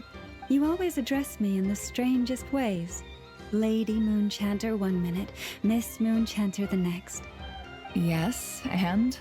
Are either of those incorrect? Not as such. It's just that I simply call you Nefer nowadays. Uh-huh. That's my name. What's your point? The point is I don't add any honorifics or titles. Meaning what? That maybe we're on friendlier terms now than we used to be. Is that how you see it? And I thought I was the one with eye damage. Never! Wilma! Paimon, Traveler. Just swinging by to check in on you. How are things going? Did you manage to get some rest? Don't worry about me. I won't slow us down. And I give my all to ensure our victory. Ah, yes. Allow me to give you two a quick checkup. All done. You're both in good shape. You're welcome. You'll have your work cut out for you in this battle against Dotori, so make sure to get some rest in first. Paimon will keep an eye on him. Don't you worry. I'm glad to hear it. Take good care of yourself, too, Paimon. Sure thing.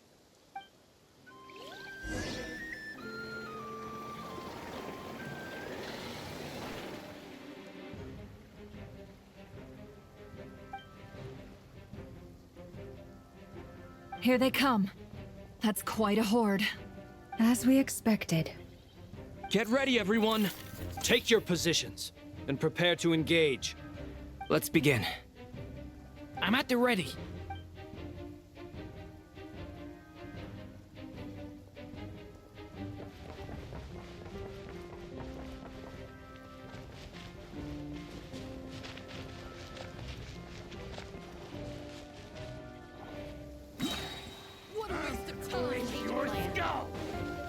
Go! Yeah!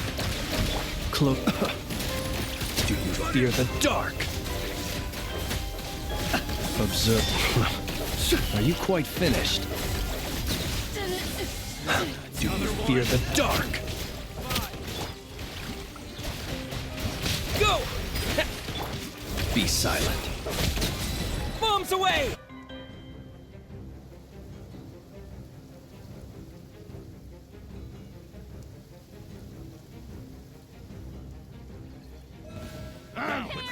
You poor lost lamb, for the everlasting form. It all adds up.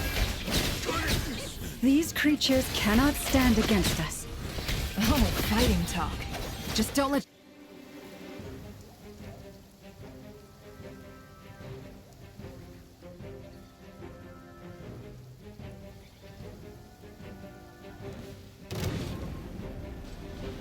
Come into being. Feel this ancient power. Leave it to me. The story has only just begun.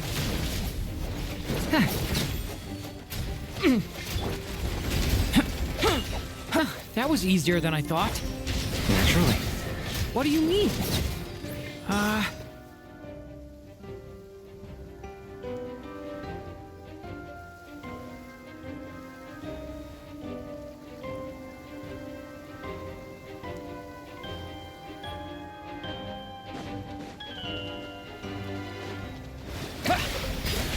By the frost moon of old, leave this place. No more lies.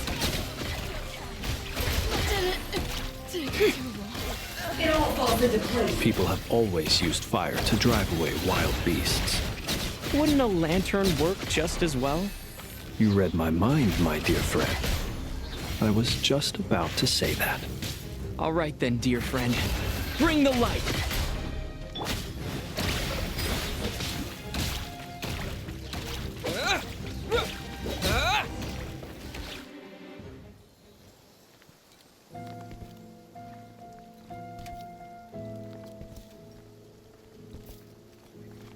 You're looking well. I trust you've had a good couple of days. Dottore. It's actually a good thing, in my view. If the subjects of my experiment were to die prematurely, it would throw quite a wrench in the work. And so, I must thank you all for your resilience. We are no longer on the same level, but you are nonetheless worthy of my respect. A creator god should be merciful and gracious after all. And in any case, it is only right that before I end your lives, the world is informed of the arrival of their new god.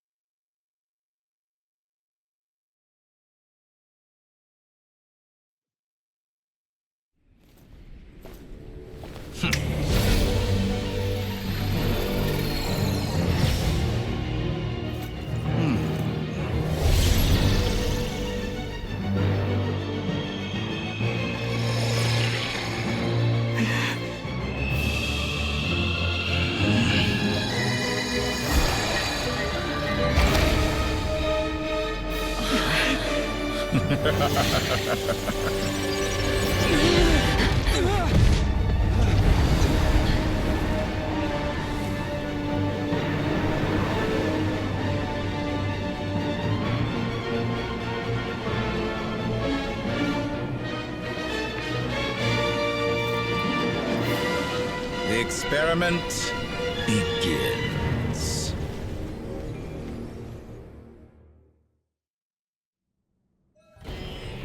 With the marrow of the three moons in my hand, behold the false moons fall!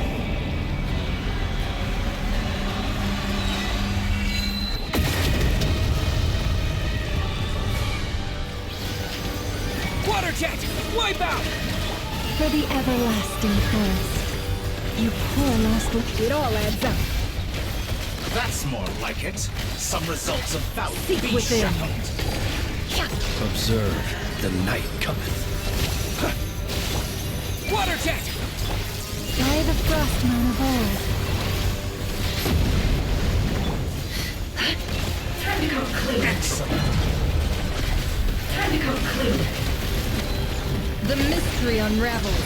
Such a simple attack, and you're already struggling. Good, keep it up.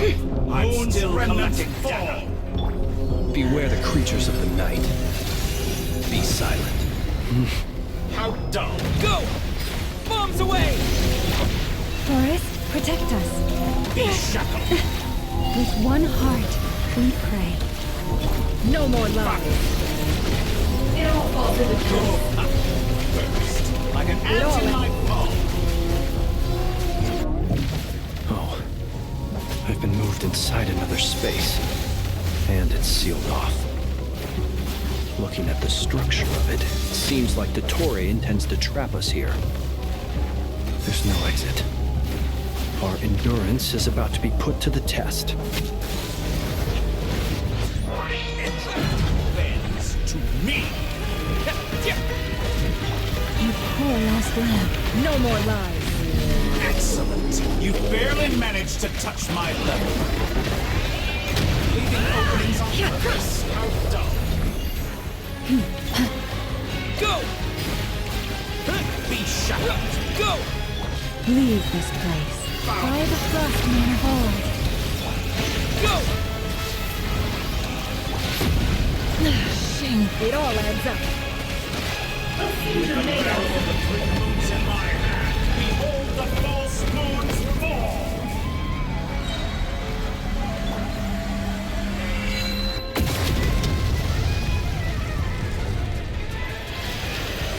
With one heart, we pray. For can't hide the truth. The deception ends here. No more lies. It all falls into place. Did you honestly think that would hit me? Wipe out!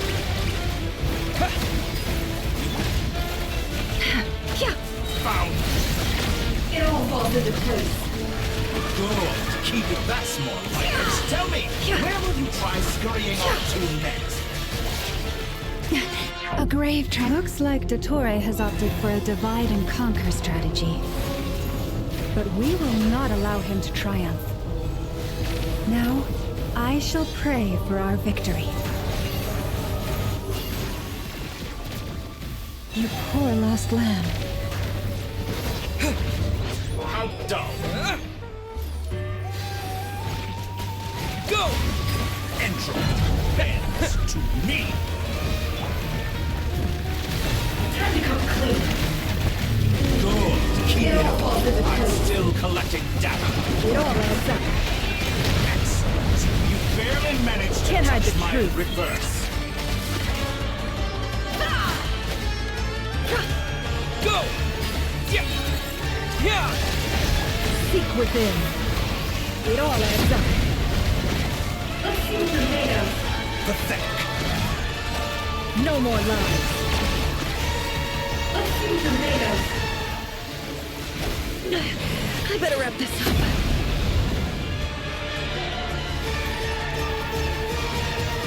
Go!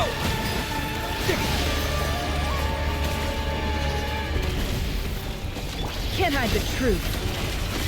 It all adds up.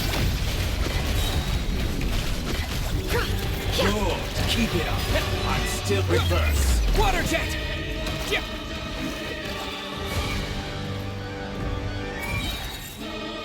Be annihilated. That which cannot stand against me. How unfortunate. What's this supposed to be? A knockoff version of the space Columbina got trapped in? There really is no way out. We'll see about that, Dottore.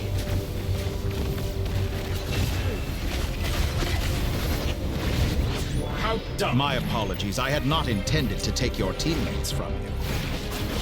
But you have a choice. Obey, and I can do the same. An excellent deal, if you ask me. Won't you consider that?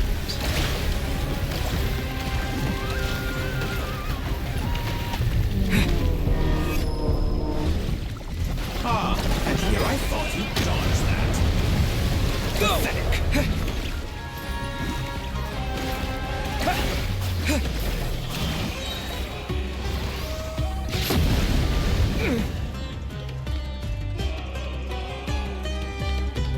I'm aware you've been working on some little tricks to surprise me with, but it appears that none of them have come to fruition.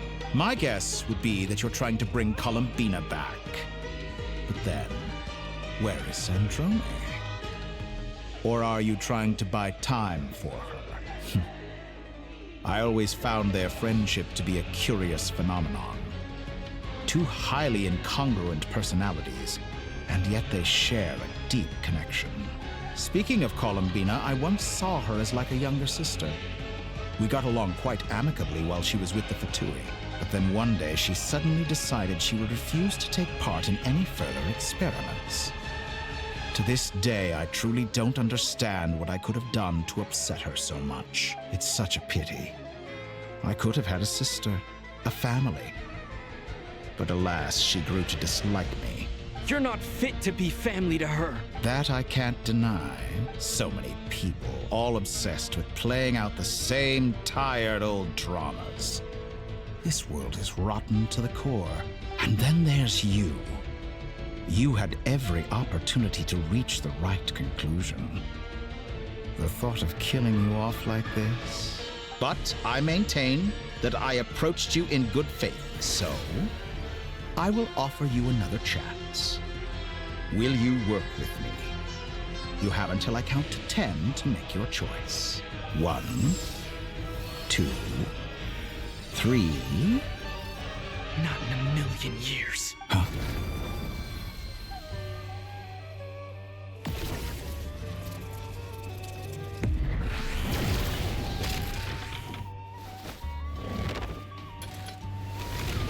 Sandrone, what a pleasant surprise.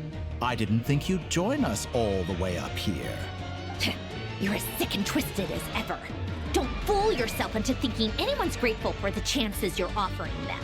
Sandrone? But the formula hasn't finished running yet. Funnily enough, I was just discussing a collaboration opportunity with the Traveler, and then I see you, who I must say is a good example of an opportunity gone to waste. Gone to waste? I said that everyone would get one chance, and you've used yours to march right back into the lion's den. So yes, it's an utterly wasted opportunity. And what makes you think I believe a word that comes out of your mouth? I was planning on disposing of your little formula after wrapping up more urgent business here. But since you've taken the trouble of serving it to me on a silver platter, I can simply bring it forward in the schedule.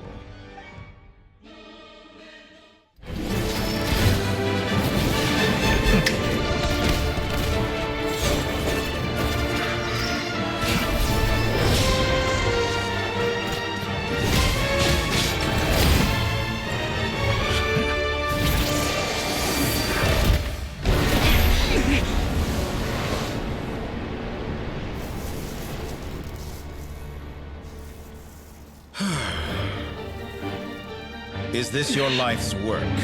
This piece of trash?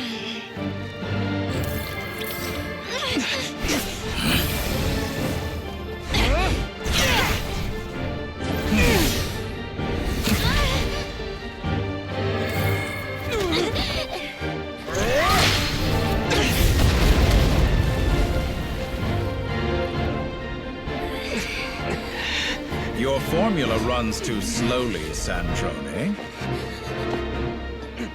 You put your hope for success on others instead of fighting dirty. That is why you have failed. Now, whom should I slay first? Any volunteers? No one? How nice of you to leave the decision to me.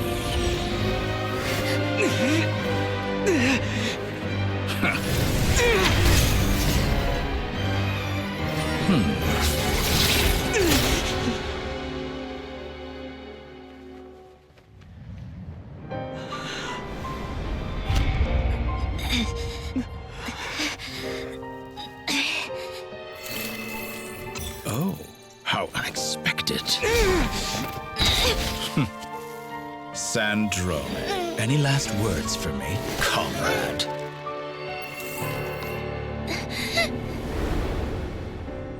Is there anything you wish for? Not really. But I've always known what I don't want. Go to hell, Dottore.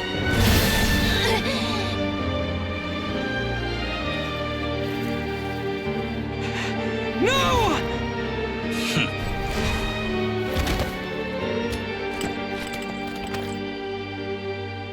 And now, you have failed.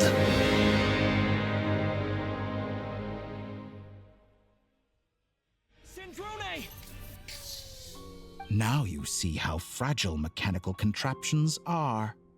Just a gentle tap, and they fall to pieces. However keen of an inventor Sandrone may have been, her death spells the end of the formula that was running inside her body. Of course, I have to commend her for making it this far. As her colleague, I have to admire her stubborn tenacity. Now, it is time for you to take your place by my side. My count was interrupted, but the second chance I extended to you still stands. Once again, you are welcome to join me. By now, I'm sure you have gained a greater appreciation for the power and authority I wield. What is stopping you from embracing a new world of endless possibilities? Not in the mood to talk? As you wish. You seem less talkative than usual today. I'll change the topic to something more apropos. Sandrone was always like this, never trusting anyone, always so reluctant to share her research with them. Objectively speaking, she had her strengths. It is remarkable how she extracted and even optimized the world formula from so much data. But her inability to trust was her undoing. Had she allowed someone else to monitor or run the formula for her, you might still have a chance at victory even now. But regrettably, she was a stubborn fool. As much as it pains me, she had to go. Dottore, maybe this is news to you, but people can change. Columbina surprised you when she escaped. And I think Sandrone would surprise you too. Change? You can twist the truth however you want, but I see it clear as day. You're the one who can't trust other people. Is that how you see me? By this point, what can you hope to do about it? It is pointless to fight on. You've already lost. Wrong. You can't win this, Dottore.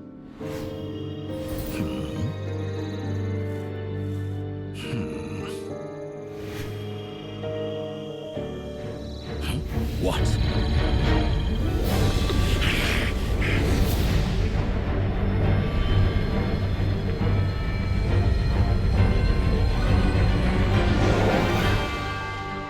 My formula can get us 90% of the way. It will connect you to Columbina. Then, I will bring the formula's output to the Traveler's side. For the last 10%, do whatever it takes. Just bring the moon down.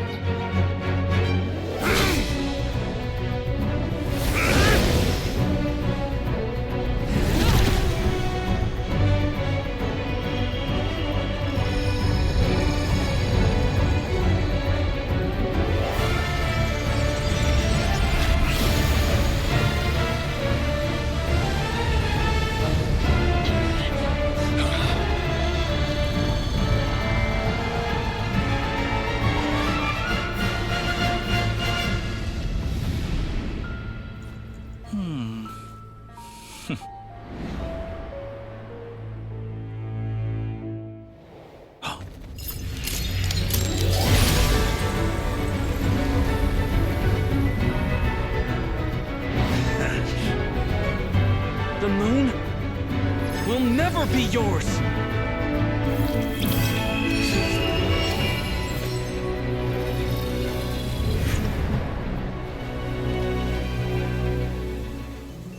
I turn my body into moonlight and pour it over Nod Krai.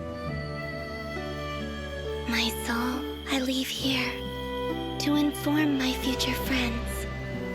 Lastly, I will hide the Trilune Authority within the Frost Moon. And when my body, soul, and authority are reunited, finally... Columbina!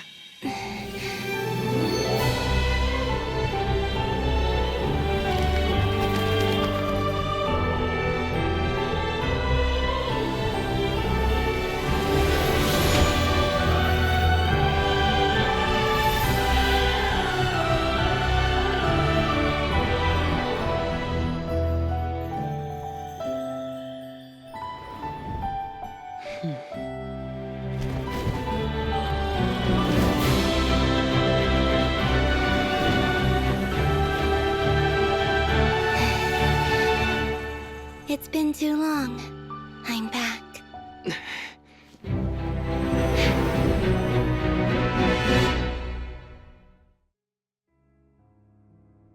Stay focused on the battle, Traveler.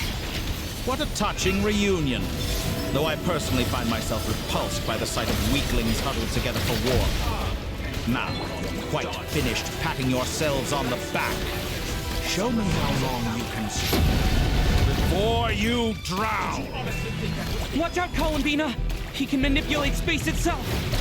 I know. Wait for the right moment. We'll strike together.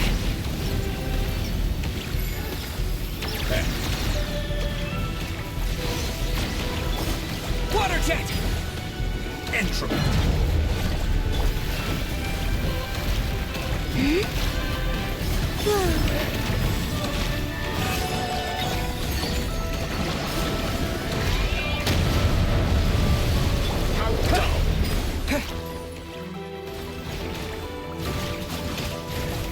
Go!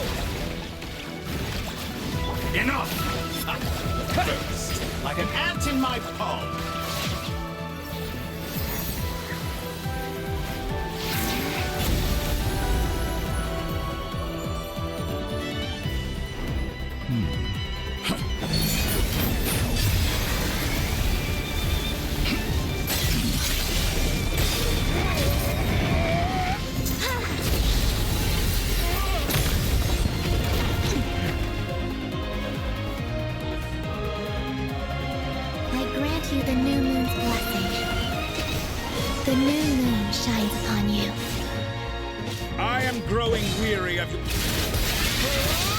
It's over, Dottore!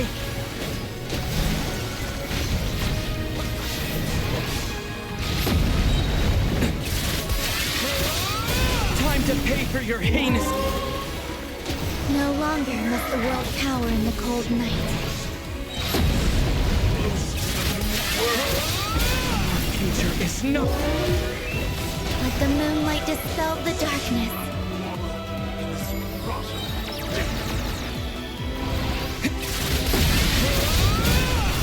Everlasting as the moon.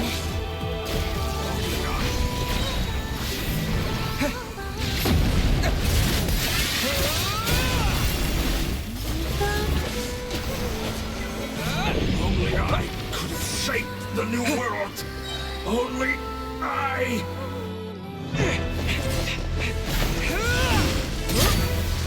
Willfully blind. How can you be so satisfied with your fate?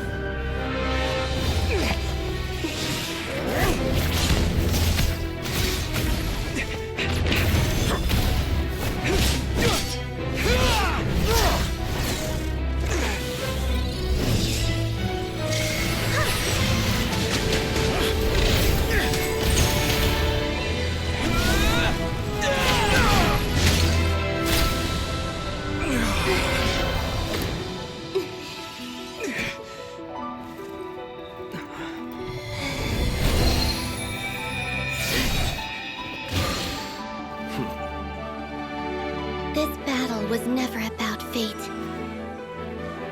It's about friends, family, and the home you stole from them. So dull. Only the weak rely on each other for comfort. You shall see. Once I transcend fate, you will be nothing but fodder for my grand experiment! That will never happen.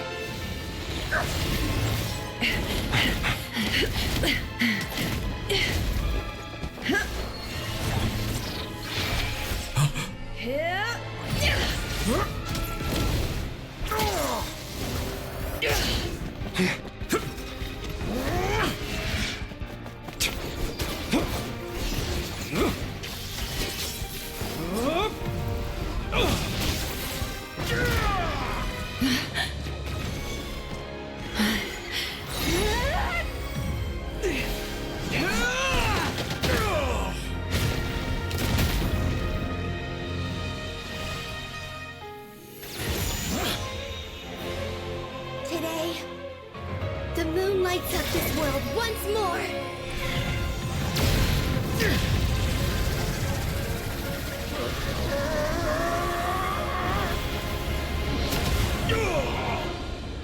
This loathsome world.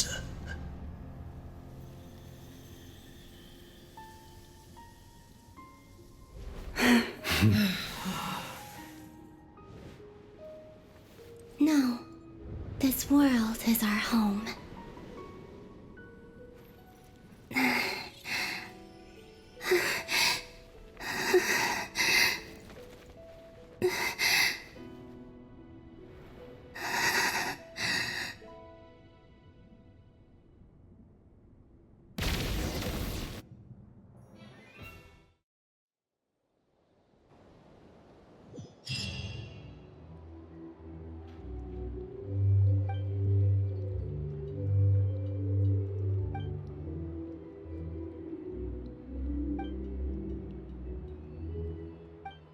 No, you're doing it wrong. The moon looks like this now. What are you drawing, children? The new moon, Mom. It looks different than before, doesn't it? Also... Can I go buy a sugar sculpture today? Please? Just one? All right. I suppose today is a special day after all. Almost like a festival. Extra, extra! Get the latest Nasha Express here! Post-disaster report! Nasha Town reborn beneath a new moon! The voyage begins today! The future looks bright thanks to the League. Want a copy? I knew things would be different. But I didn't think that would include the moon. They say a new moon goddess has been born. A new moon goddess? Who's saying that? The Frost Moon Scions? I guess so. I'm not too clued up on the details. As far as I'm concerned, the moon's still in the sky and it's business as usual. Hey, since we've come all this way, shall we grab ourselves a free meal while we're here? Are you a convert now? Or are you just here for the free lunch? Oh, come on. What does it matter? After everything we've all just been through? That smells good. All right, that's it. I'm hungry. Time to eat. Come on! We gotta get there early, or there won't be any good spots left! Shh, keep it down. This is a residential area. What if people are still sleeping?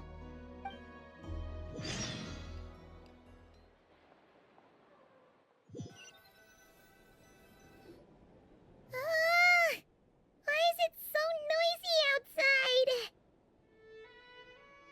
It's okay. Paimon was pretty much awake anyway. It's been so long since we last had a chance to relax, huh? Feels like time is moving slower than usual. What about you? Did you rest well? Still winding down from everything that's happened? Or are you wondering how our friends are doing? Or is it about what Dotori said to you? Okay, if you say so. But don't push yourself, alright? Let Paimon know if you... What we just went through was... a lot. It's totally normal if you need some time to get back in your groove. Luanatar disappeared after Columbina came back. Apparently, she was part of Columbina's soul or something. Still, Paimon kind of misses Luanatar somehow. But anyway, you did great. So did Paimon. We all worked our butts off to contain this disaster, and in the end, we made it. So, chin up, Traveler. You should be proud of yourself. Hey, don't poke fun. You should be glad that Paimon's growing as a person.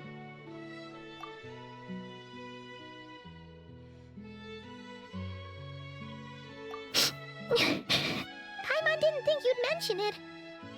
You have no idea how anxious Paimon was. She was worried sick about you.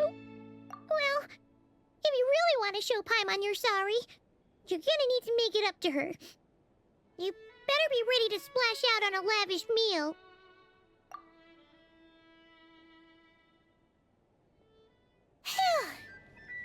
Okay. Paimon's full now. Huh? Hey there, Traveler and Paimon! Good morning! Morning, Yehuda! Here for some breakfast? Oh, I've already eaten. Just need some water. I was mostly worried you might forget what day it was today. So... Careful there, Paimon. Too much food will make you drowsy. Don't let anyone catch you hiding at the back and nodding off during the League meeting. You should probably be saying that to Aino. She's the baby of the group, if anyone. True. You know, I'm surprised that all these competing groups are actually coming together to try to solve things together. Definitely a first for Nod Krai. Well, nothing like a region-wide calamity to bring people together. After that, surely even the most self-interested people have to realize that going it alone isn't worth the risk, right? Try telling Boss Neff that. She's not exactly convinced that people are gonna get with the program. Really? But if she's so pessimistic about it, why'd she agree to be the Curatorium's representative in the League? Probably 'cause even though Unity sounds like a pretty far-fetched idea, the benefits it would bring make it worth a shot. I think things will work out, though. I swear, Nod Krai feels like one big family now with everything that's happened. More than it used to, anyway. Paimon's with you on that one. And it seems like plenty of other people agree, too. Just listen to the bustling streets. All right. Everyone's been rebuilding these last 2 weeks, and the evacuees have been coming back in droves. Life's slowly returning back to normal. Which means my workload's probably gonna shoot back up. Were you about to head out? There's still some time before the ceremony begins, you know. Yeah, we were gonna take a stroll around the square and say hi to some friends first. Sounds good.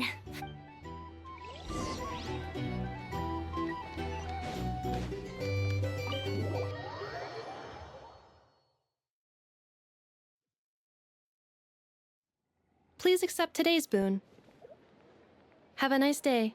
Are Paimon's eyes deceiving her? Or is that Inefa handing out food for the Frost Moon Scion? Hello there. Would you like a feast of the moon, along with some snacks of the day? So, what's new, Inefa? It was only a few days ago when we last saw you, but it looks like you've joined the Frost Moon Scions in that time. And I know too? What are you talking about, Paimon? We're just here to help. Duh. In the wake of the disaster, it's all hands on deck. We responded to Lama's request for support. At times like these, the smallest good deed can inspire others and help them through the hard days ahead. And we're using eggs and heating tubes to make that Inefa! Did you hear that? The Traveler said I did good. That's because it's true, I know. Proposal. If you can resist No way! Well, that proposal got shot down quickly.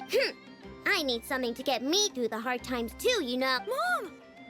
Yes, dear. Go.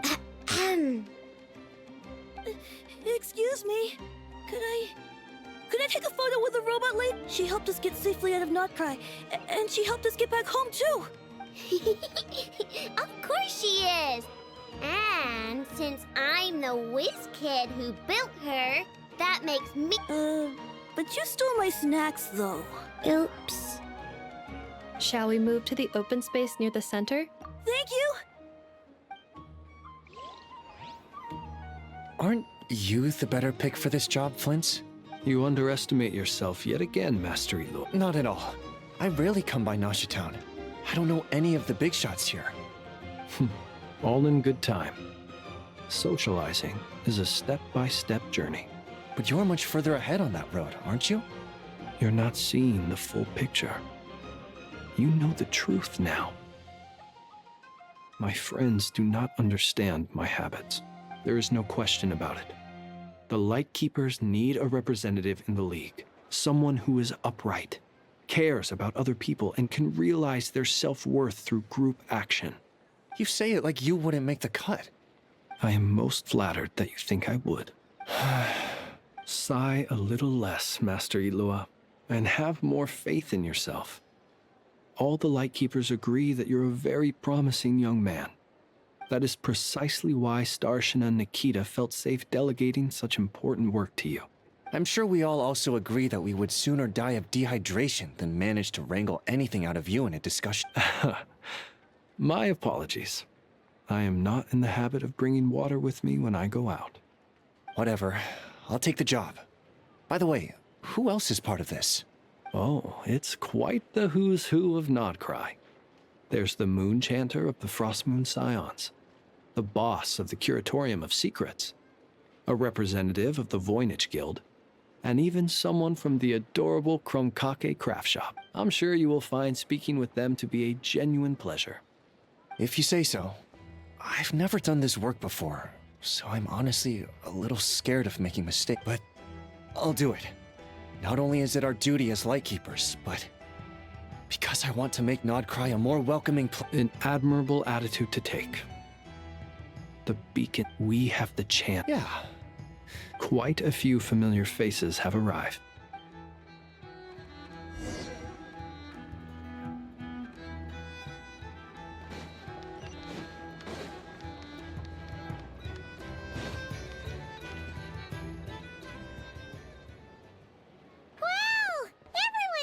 You seem well rested. I know no one's asked, but I'm sure you all want to know, so let me just say, we're doing great. Well, great, but not perfect. Starting to lose my mind from boredom. Can't drink a drop of alcohol while I'm waiting for my wounds to heal. I'm sure you had a sneaky swig or two. Wait, how'd you find out?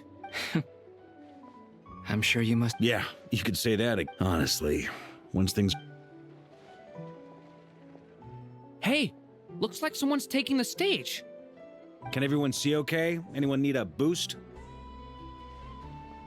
I'll just listen from the back. It's fine. You're taking this pretty serious. Well, it's not every day that... Soak it up like a sponge. I'll make sure you get... Mr. Varka, are you forgetting that I'm not a Knight of Favonius? I can knight you. Any particular title you'd like? Is he joking? I really can't tell. You'll have to figure this one out for yourself. It is my honor to host the opening ceremony for the League, and to have this opportunity to speak to you all in my capacity as Could this person also have been pushed onto the big stage by the real big shots? Guess I'm not... We come here today, having weathered the trials and hardships of yesterday, and having learned from them the importance of unity and All right, here we go. Uh-oh, looks like Aino's up. Come on, get the speech over with already. Nod Krai is our home, the land we rely on for survival. And as we chart a course for the future, may we persevere through the storms ahead as we sail towards a new era of prosperity.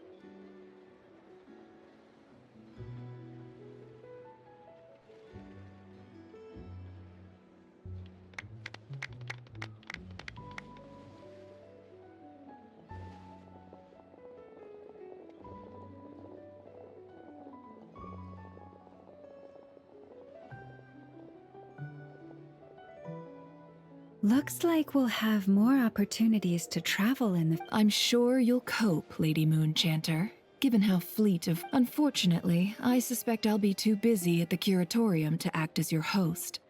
We have a busy schedule, not to mention an international network of contact. It'll be all right. I'll just check your schedule with Yehoda well in advance. And if she's not available, I can simply ask Ashru. You...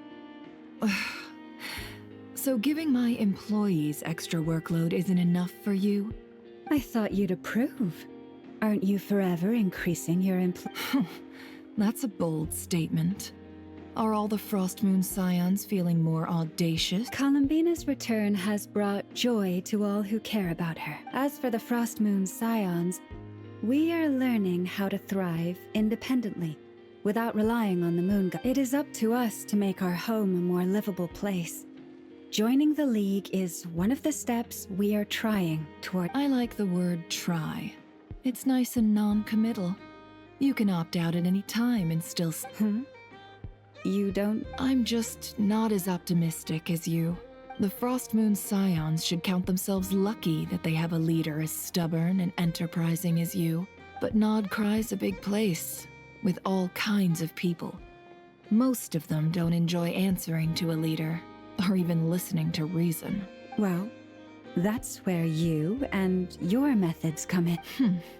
Unless the Curatorium of Secrets is only here for appearances. For now. What would make it worth getting out? Then maybe it's worth... All right. You... Hey, you two! Congrats on all you... Nefer was trying to... Sorry, what? Your conversations are always... Would you two care to join me for some tea before heading to your next destination?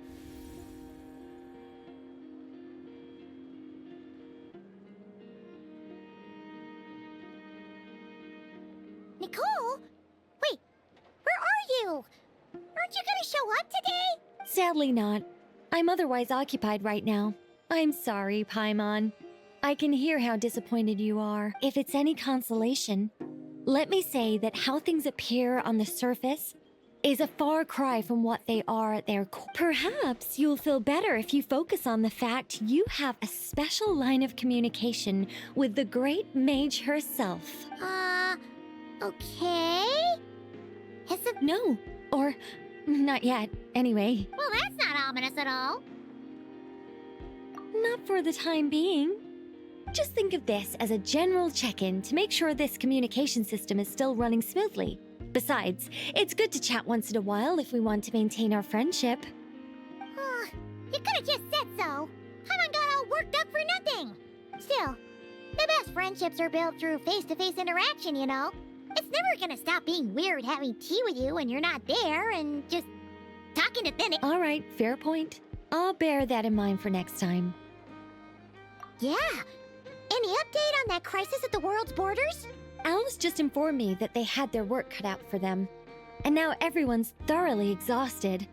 But they did finally get things back under control. Still, we can't let our guard down yet. The disruption caused by this disaster has made Teyvat easier to detect from the outside universe. She plans to wait for things to stabilize, then reschedule her Mondstadt vacation plans. As for me, I agree with Hat Guy's perspective. This is a time when many new variables are emerging, and the situation is changing constantly. Plus, most of this change is for the worse. We have to remain vigilant and ensure that the embers of chaos are not rekindled. I did notice that the energy in Nod Krai changed somewhat after the War of Funerary Flame, but since it was still aligned with the Light Realm, I never gave it a second thought. It looks like I'll have to examine the connections between phenomena I observe more just doing my duty. It's more or less second nature by now. Of course.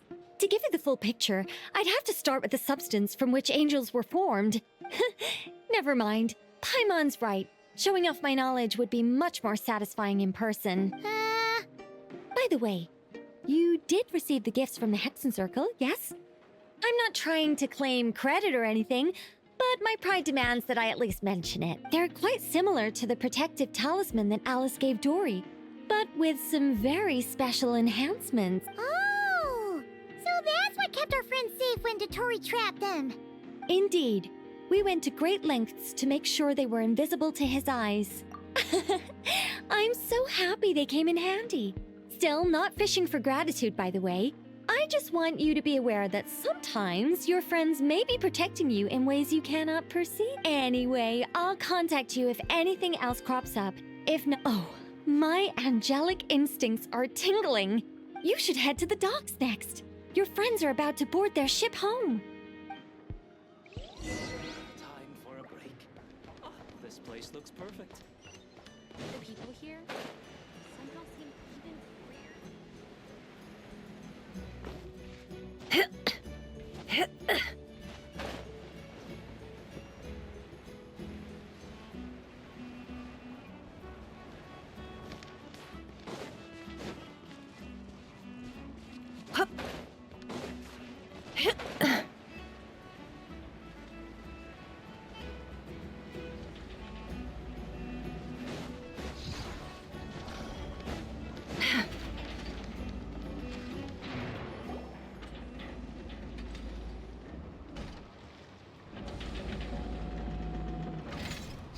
You're here. You're here too, Hat Guy. Are you heading back? No, I'm bound for Sumeru, and she for Fontaine. We just happened to cross paths at the harbor.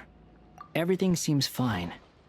Sandrone may have an abominable temper, but she's always been very responsible with important calculations, and things entrusted to her by valued friends.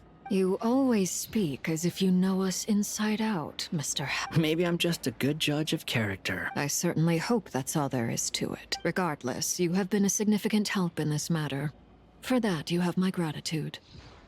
I didn't do anything special. Sandrone's the one who completed a seemingly impossible formula and turned the tide of the entire battle. Even giving her... Even we were unaware that Sandrone had hidden the real formula inside Polonia's body.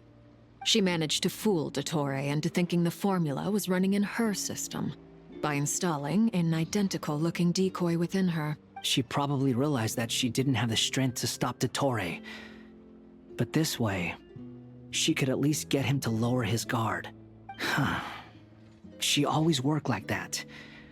Always had a backup plan. Well, that's why I'm traveling to Fontaine. She made a request of me long ago, and the time has come to fulfill it. Think of it, she said that should she ever fail in a mission, she'd like me to deliver her core and Polonia's to the Fontaine Research Institute. She also mentioned that she had made arrangements for people there to set her affairs in order. Some of her personal effects, such as her notes, were left to me. I've decided to take them back to the House of the Hearth. For safekeeping, primarily, but also as mementos. However, there is one book among them that I'd like to leave in your care. I'll have someone deliver it to your residence at the flagship at a later date. No, I was specifically warned not to tell her. This is her last wish, and I will abide by it. I can only hope so, but none of us here can know for certain. I bade farewell to Columbina earlier today. As promised, she turned the iridescent moon's marrow over to me. She spent a long time with Sandrone's body, saying her goodbyes. Oh, is she all right? Sandrone's passing has left a great wound in all of our hearts. It will take time to heal, but Columbina surprised me. She offered me some words of comfort before I departed. Despite being grief-stricken herself, she showed an awareness. She never used to act like this. After these recent events, the Tsaritsa has revoked the Pale Star Edict. Snezhnaya now realizes that the arrest warrant for Columbina was just a ploy by Dottore, who I shall return to Nod Krai to see her as soon as I find the time. I hope that from now on, she too will explore more of the world. Columbina Hyposelenia's journey is my ship. Is he Traveler? Paimon? What are you still bumming around for? I thought today was the day you'd agreed with her to go find out the truth about your sibling. You're afraid you won't like the truth when you see it. Well, this is new. I was starting to think that nothing could scare you. Don't say that! Wouldn't you be if you were in this situation? Fair point. But I'd say I have more experience facing up to unpleasant truths. They say blood's thicker than water. I know how much you need your family back. More than you. No matter what the truth turns out to be, they will stick by you and support you. Finding the truth is important. But at least, that's the life lesson I've learned from my experience. What? Now that Dottore's dead and gone? A little, I guess. But it hasn't solved everything. Maybe I regret not getting to end his life with my own hands. Or maybe it's something else. But for whatever reason, either way, I'm going back to Sumeru. Lesser Lord Kusanali is gonna need help dealing with all the chaos Dottore left in his wake. Not just from this incident. You should continue with your journey, as you've always done. Who knows? Maybe we'll meet again someplace else. So, what should we do now? If you want to explore a bit more to steady those nerves, Paimon's get after all. When Columbina said she knew where your ship was hidden, Paimon promised to give you two some alone time with the truth. It hasn't been all that long since we were last apart, sure. Ain't no biggie. Paimon might be all about that food, and Paimon's sure you'd prefer to digest the news about your sister, but no matter what you see, just know you can share it with Paimon. Of course, as long as it's not super private. If you can't make sense of something, let's give it some thought together. Feel better now? Alrighty.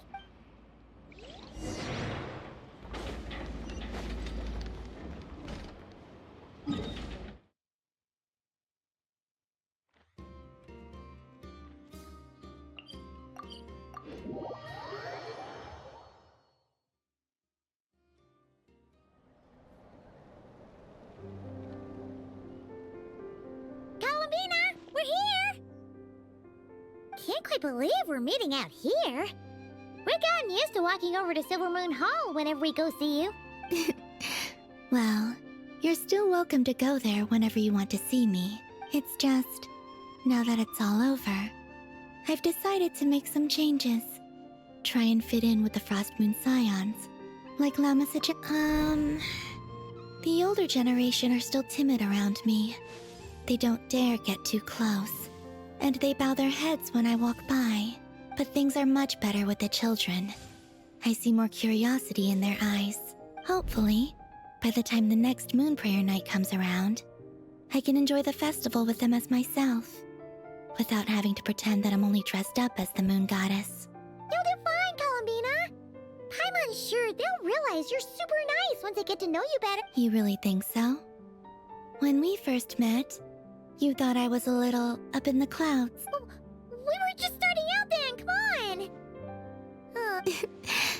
I'm only teasing. I know that I have you to thank for pulling me back down to solid ground. It feels good to finally stand firm on the earth where I was born. Oh, that's great!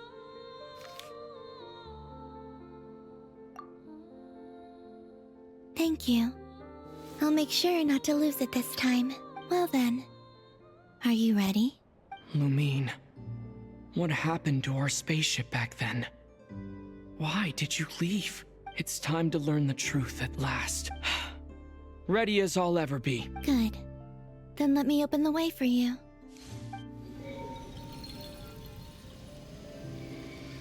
Where does this lead? To our shared destination. Huh? Do you remember me telling you about my missing prologue back when we just met? I said that my story began on the moon, but while I was inside the moon's reflection, I realized that my prologue was really hidden in the future. I just had yet to discover it at that point. The story of the time before I was born was in fact the story of my distant future. It's truly fascinating, but when I obtained the Trilunar Authority and returned to our present reality, I sensed something I hadn't expected. Your prologue. So you mean... Yes, your spaceship. All this time, it has been hidden on the Frost Moon, which lay beyond the sky. The great ruler of the firmament. The heavenly principles. Wait, them? Why would they do that? I don't know. Perhaps your ship contains something that is incompatible with Teyvat. Or something that cannot be known. Oh, did I pick a bad time to say this? I know it must have been hard to work up the courage to do this. Maybe I should have waited until you were on the moon, with no chance to back out. That would have been kind of mean, you know. Take me there. Oh? Whatever is hiding in that ship, it belongs to me and Lumine. Those memories belong to us. No one else has the right to decide whether I should or shouldn't know about it. Not even the heavenly principles. Very well. Then let's go. You two take care, alright? And don't forget to come back soon! Rest assured, Paimon. We will. Traveler? Thinking about the story that we'll find hidden on the moon? Yes. And hoping that it has a happy ending. Stories like that don't exist, you know? You don't believe in happy endings? I don't believe in endings.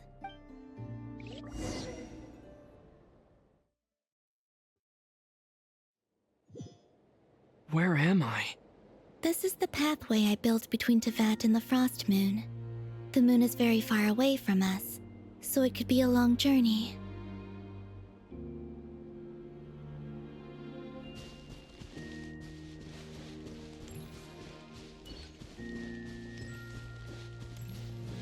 After I obtained the Trilunar Authority, I unwittingly saw past events from many of my friends' lives. One was Lauma. She was so young when they chose her to be the Moon Chanter. From then on, the Frost Moon Scions looked to her to bring messages from their goddess. But, for better or worse, I had left Hisi Island before she was ever born. It was not until much, much later that she met me. I think it's for the best. Because of the way things turned out, you had the opportunity to become friends. You're right. In that sense, I think we were both very lucky.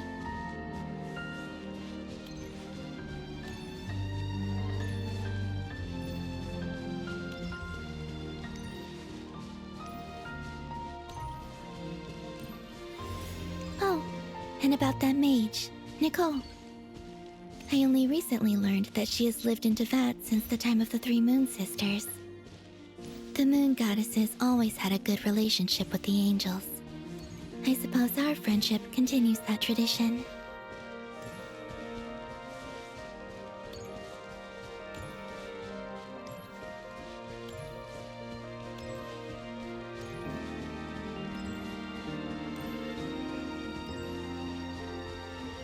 And then there's Zandrone. I never knew that much about her, beyond the fact that she was created by someone called the Lord Artificer. She, too, suffered for a long time before joining the Fatui.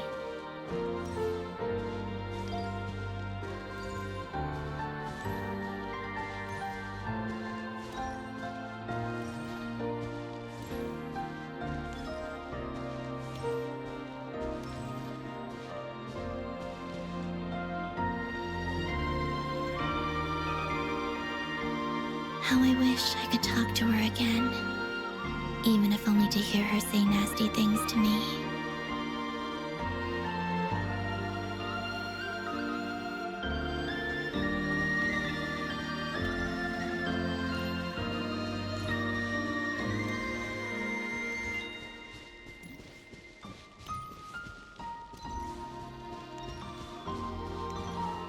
Also, I saw your siblings' story.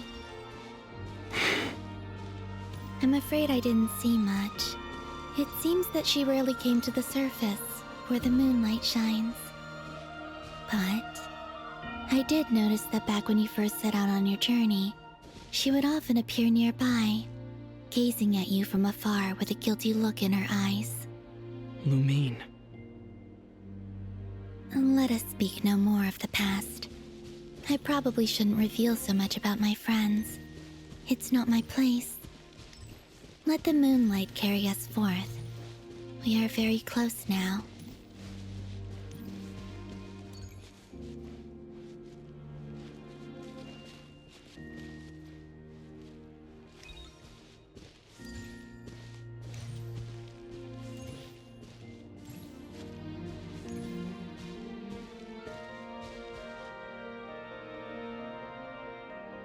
After this, I'd like to bring some Kuhenki to the moon as well. If they're willing, of course. What about your other friends? Will you bring them to visit too? Certainly. But I'll need to tidy the place up first. This home hasn't received any guests in a long, long time.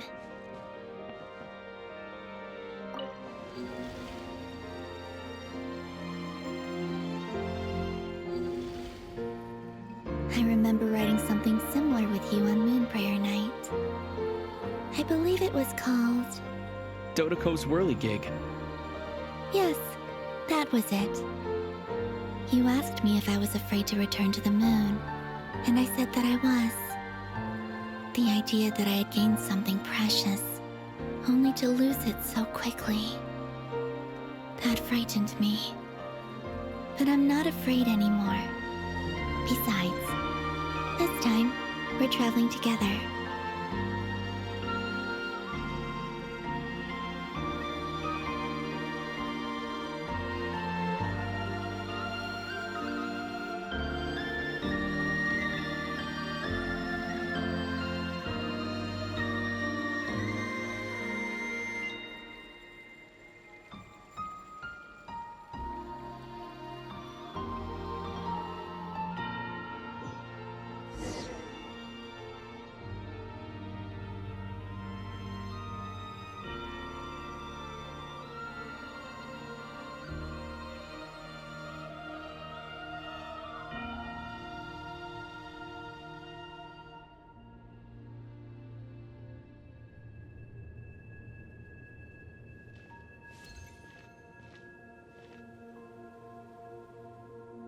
We're here. Over there.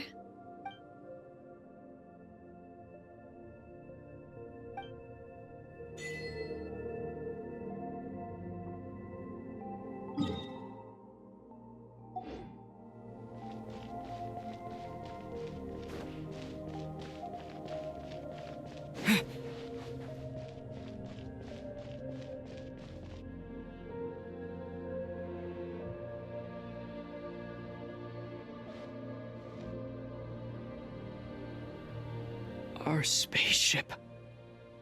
It's huge. I suppose that the moon is the only place one could hide it. It'll be alright.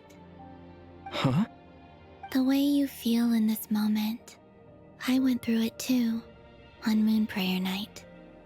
The door was right in front of me, but I struggled to find the courage to step through. Solitude for me once meant living a life in which even I was absent. Before I met you, that was the only life I knew. But that night, solitude meant throwing away the life I had gained after meeting all of you. Columbina. Go. Retrieve the part of your life that was once lost. Trust me, you will lose nothing by doing so. Look, Teyvat is right there. All of our friends are down there, waiting for us. You're right.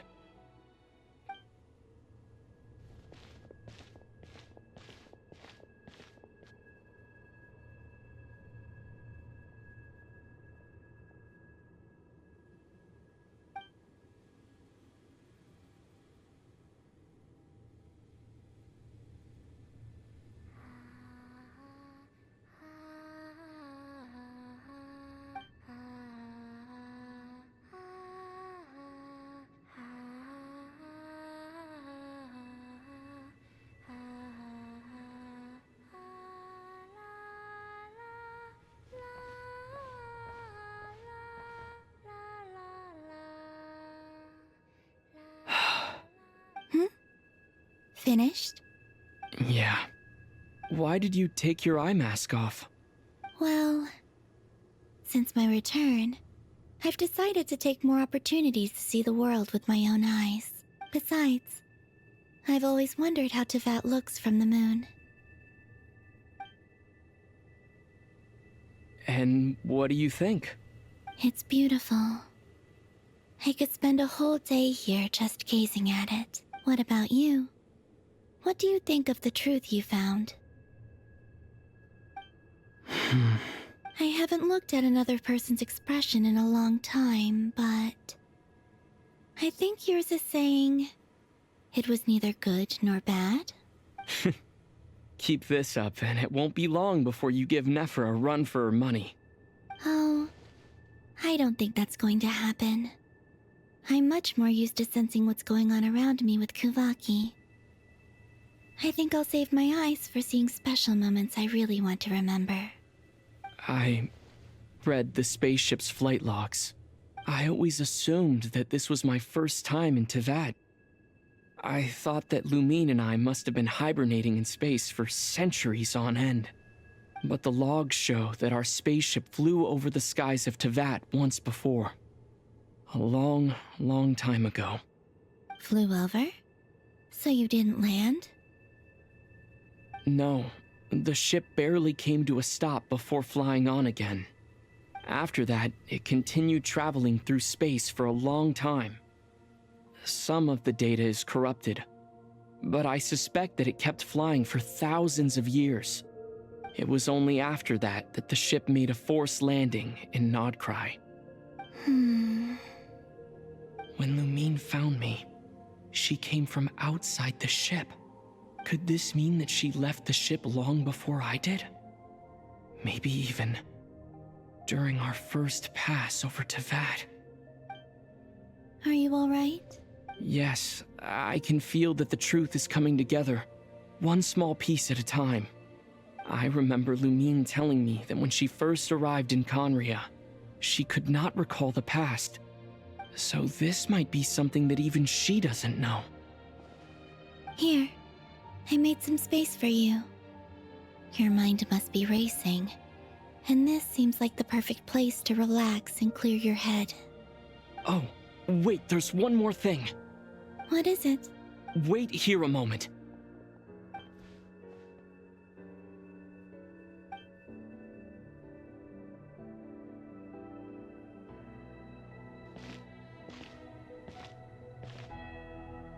Hey, Columbina.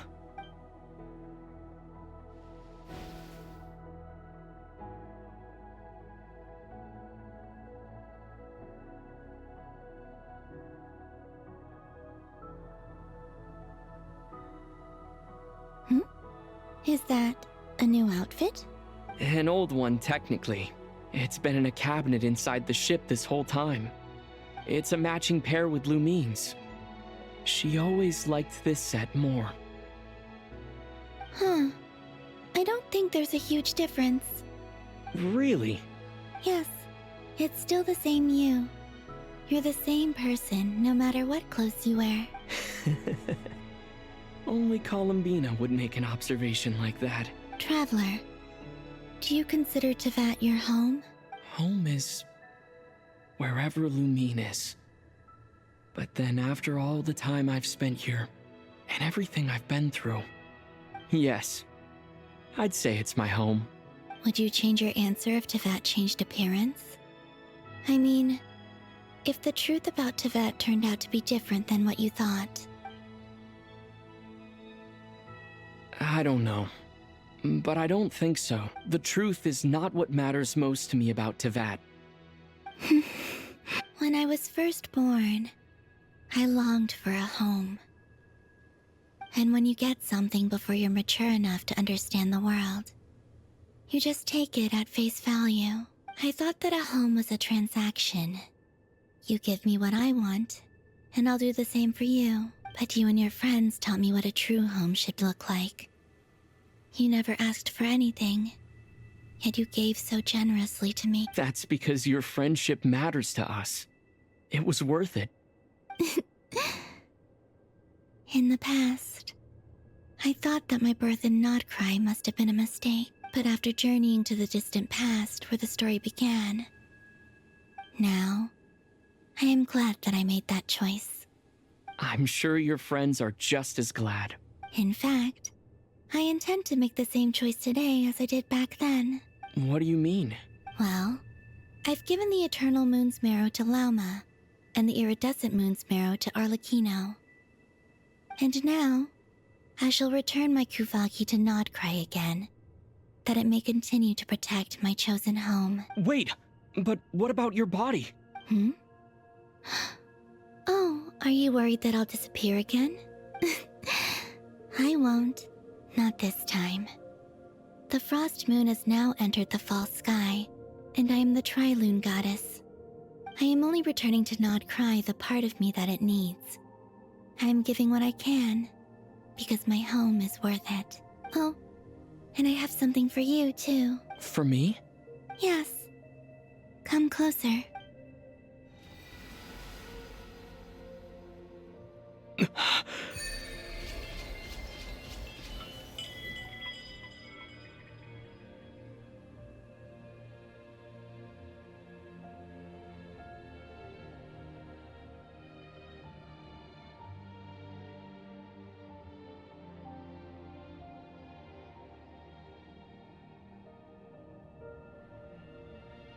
What was that? I lifted some of the restrictions this world placed on you. I trust this will help in your future adventures. My power. It feels like it's grown. I can use the elements more freely now. Thank you. This will be a great help. You're welcome. I see you as family, and after everything you've done for me, In fact, no. It's not because I owe you. It's because you're worth it. Here, this flower is for you.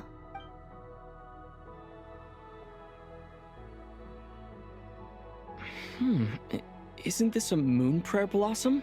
Yes. Don't worry. You will never see these flowers lose their color again. I'm finally discovering the joy of giving.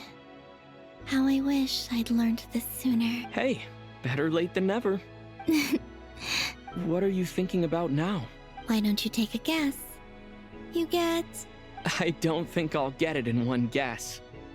But I'm sure it's a happy thought. That's kind of a sneaky answer. I can't say you got it wrong, down in Teyvat. The moon seems so far away. I felt it might always lie beyond my reach. But on the moon, everything feels so close by. The haze that once enshrouded the skies has finally been dispersed. I feel like a traveler on a winter's night. I don't have a lot of luggage, but I do have a lot of hope for the future. Well, what's next? Next, to start with, I want to stay here just a little longer. After that, let's return home and continue our journey.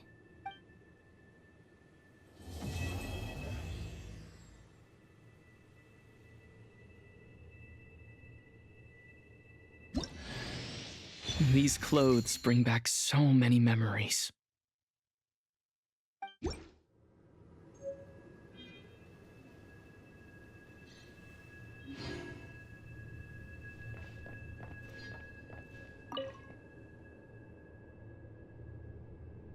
The journey goes on, for you and for me. Like I said, this is not the end. I don't believe there has to be an ending. Oh, is that your next destination? Most people would probably tell you to pack some warm clothes. But I experience things differently than most people, so I can't know how cold it is. In fact, it is home to quite a wondrous heat source. I think they call it Kreshnik's torch. Every city in Snezhnaya is built around one of those. I sensed the energy it gave off as I was passing by on a railway train. It felt grand and distant. I also recommend the Korolievsky troupe in Snezhnograd. They give performances quite regularly, and entry was free for harbingers. I liked them a lot. Ice cold and sharp. Crystal clear in some ways, yet profoundly unfathomable in others. Like, That's just the impression that Tsaritsa gives me. I was never able to glimpse what truly lies beneath that icy exterior. In fact, I don't think the people of Snezhnaya even know what kind of power their god wields. Maybe that's because the Tsaritsa herself has never acknowledged, nor accepted that power. Once things settle down in Nod Krai, I'd like to explore the world beyond Snezhnaya. You've told me so many stories about the other places you've been to, and all the friends you've made there. I'm curious to visit those nations and see them for myself. It would also help me learn more about the journey that has made you into the person you are today. There's Regrator, the Rooster, and between them, I noticed that but I wasn't particularly interested, so I tended to keep my distance. Okay. As you continue on, it shall cast down its true moonlight.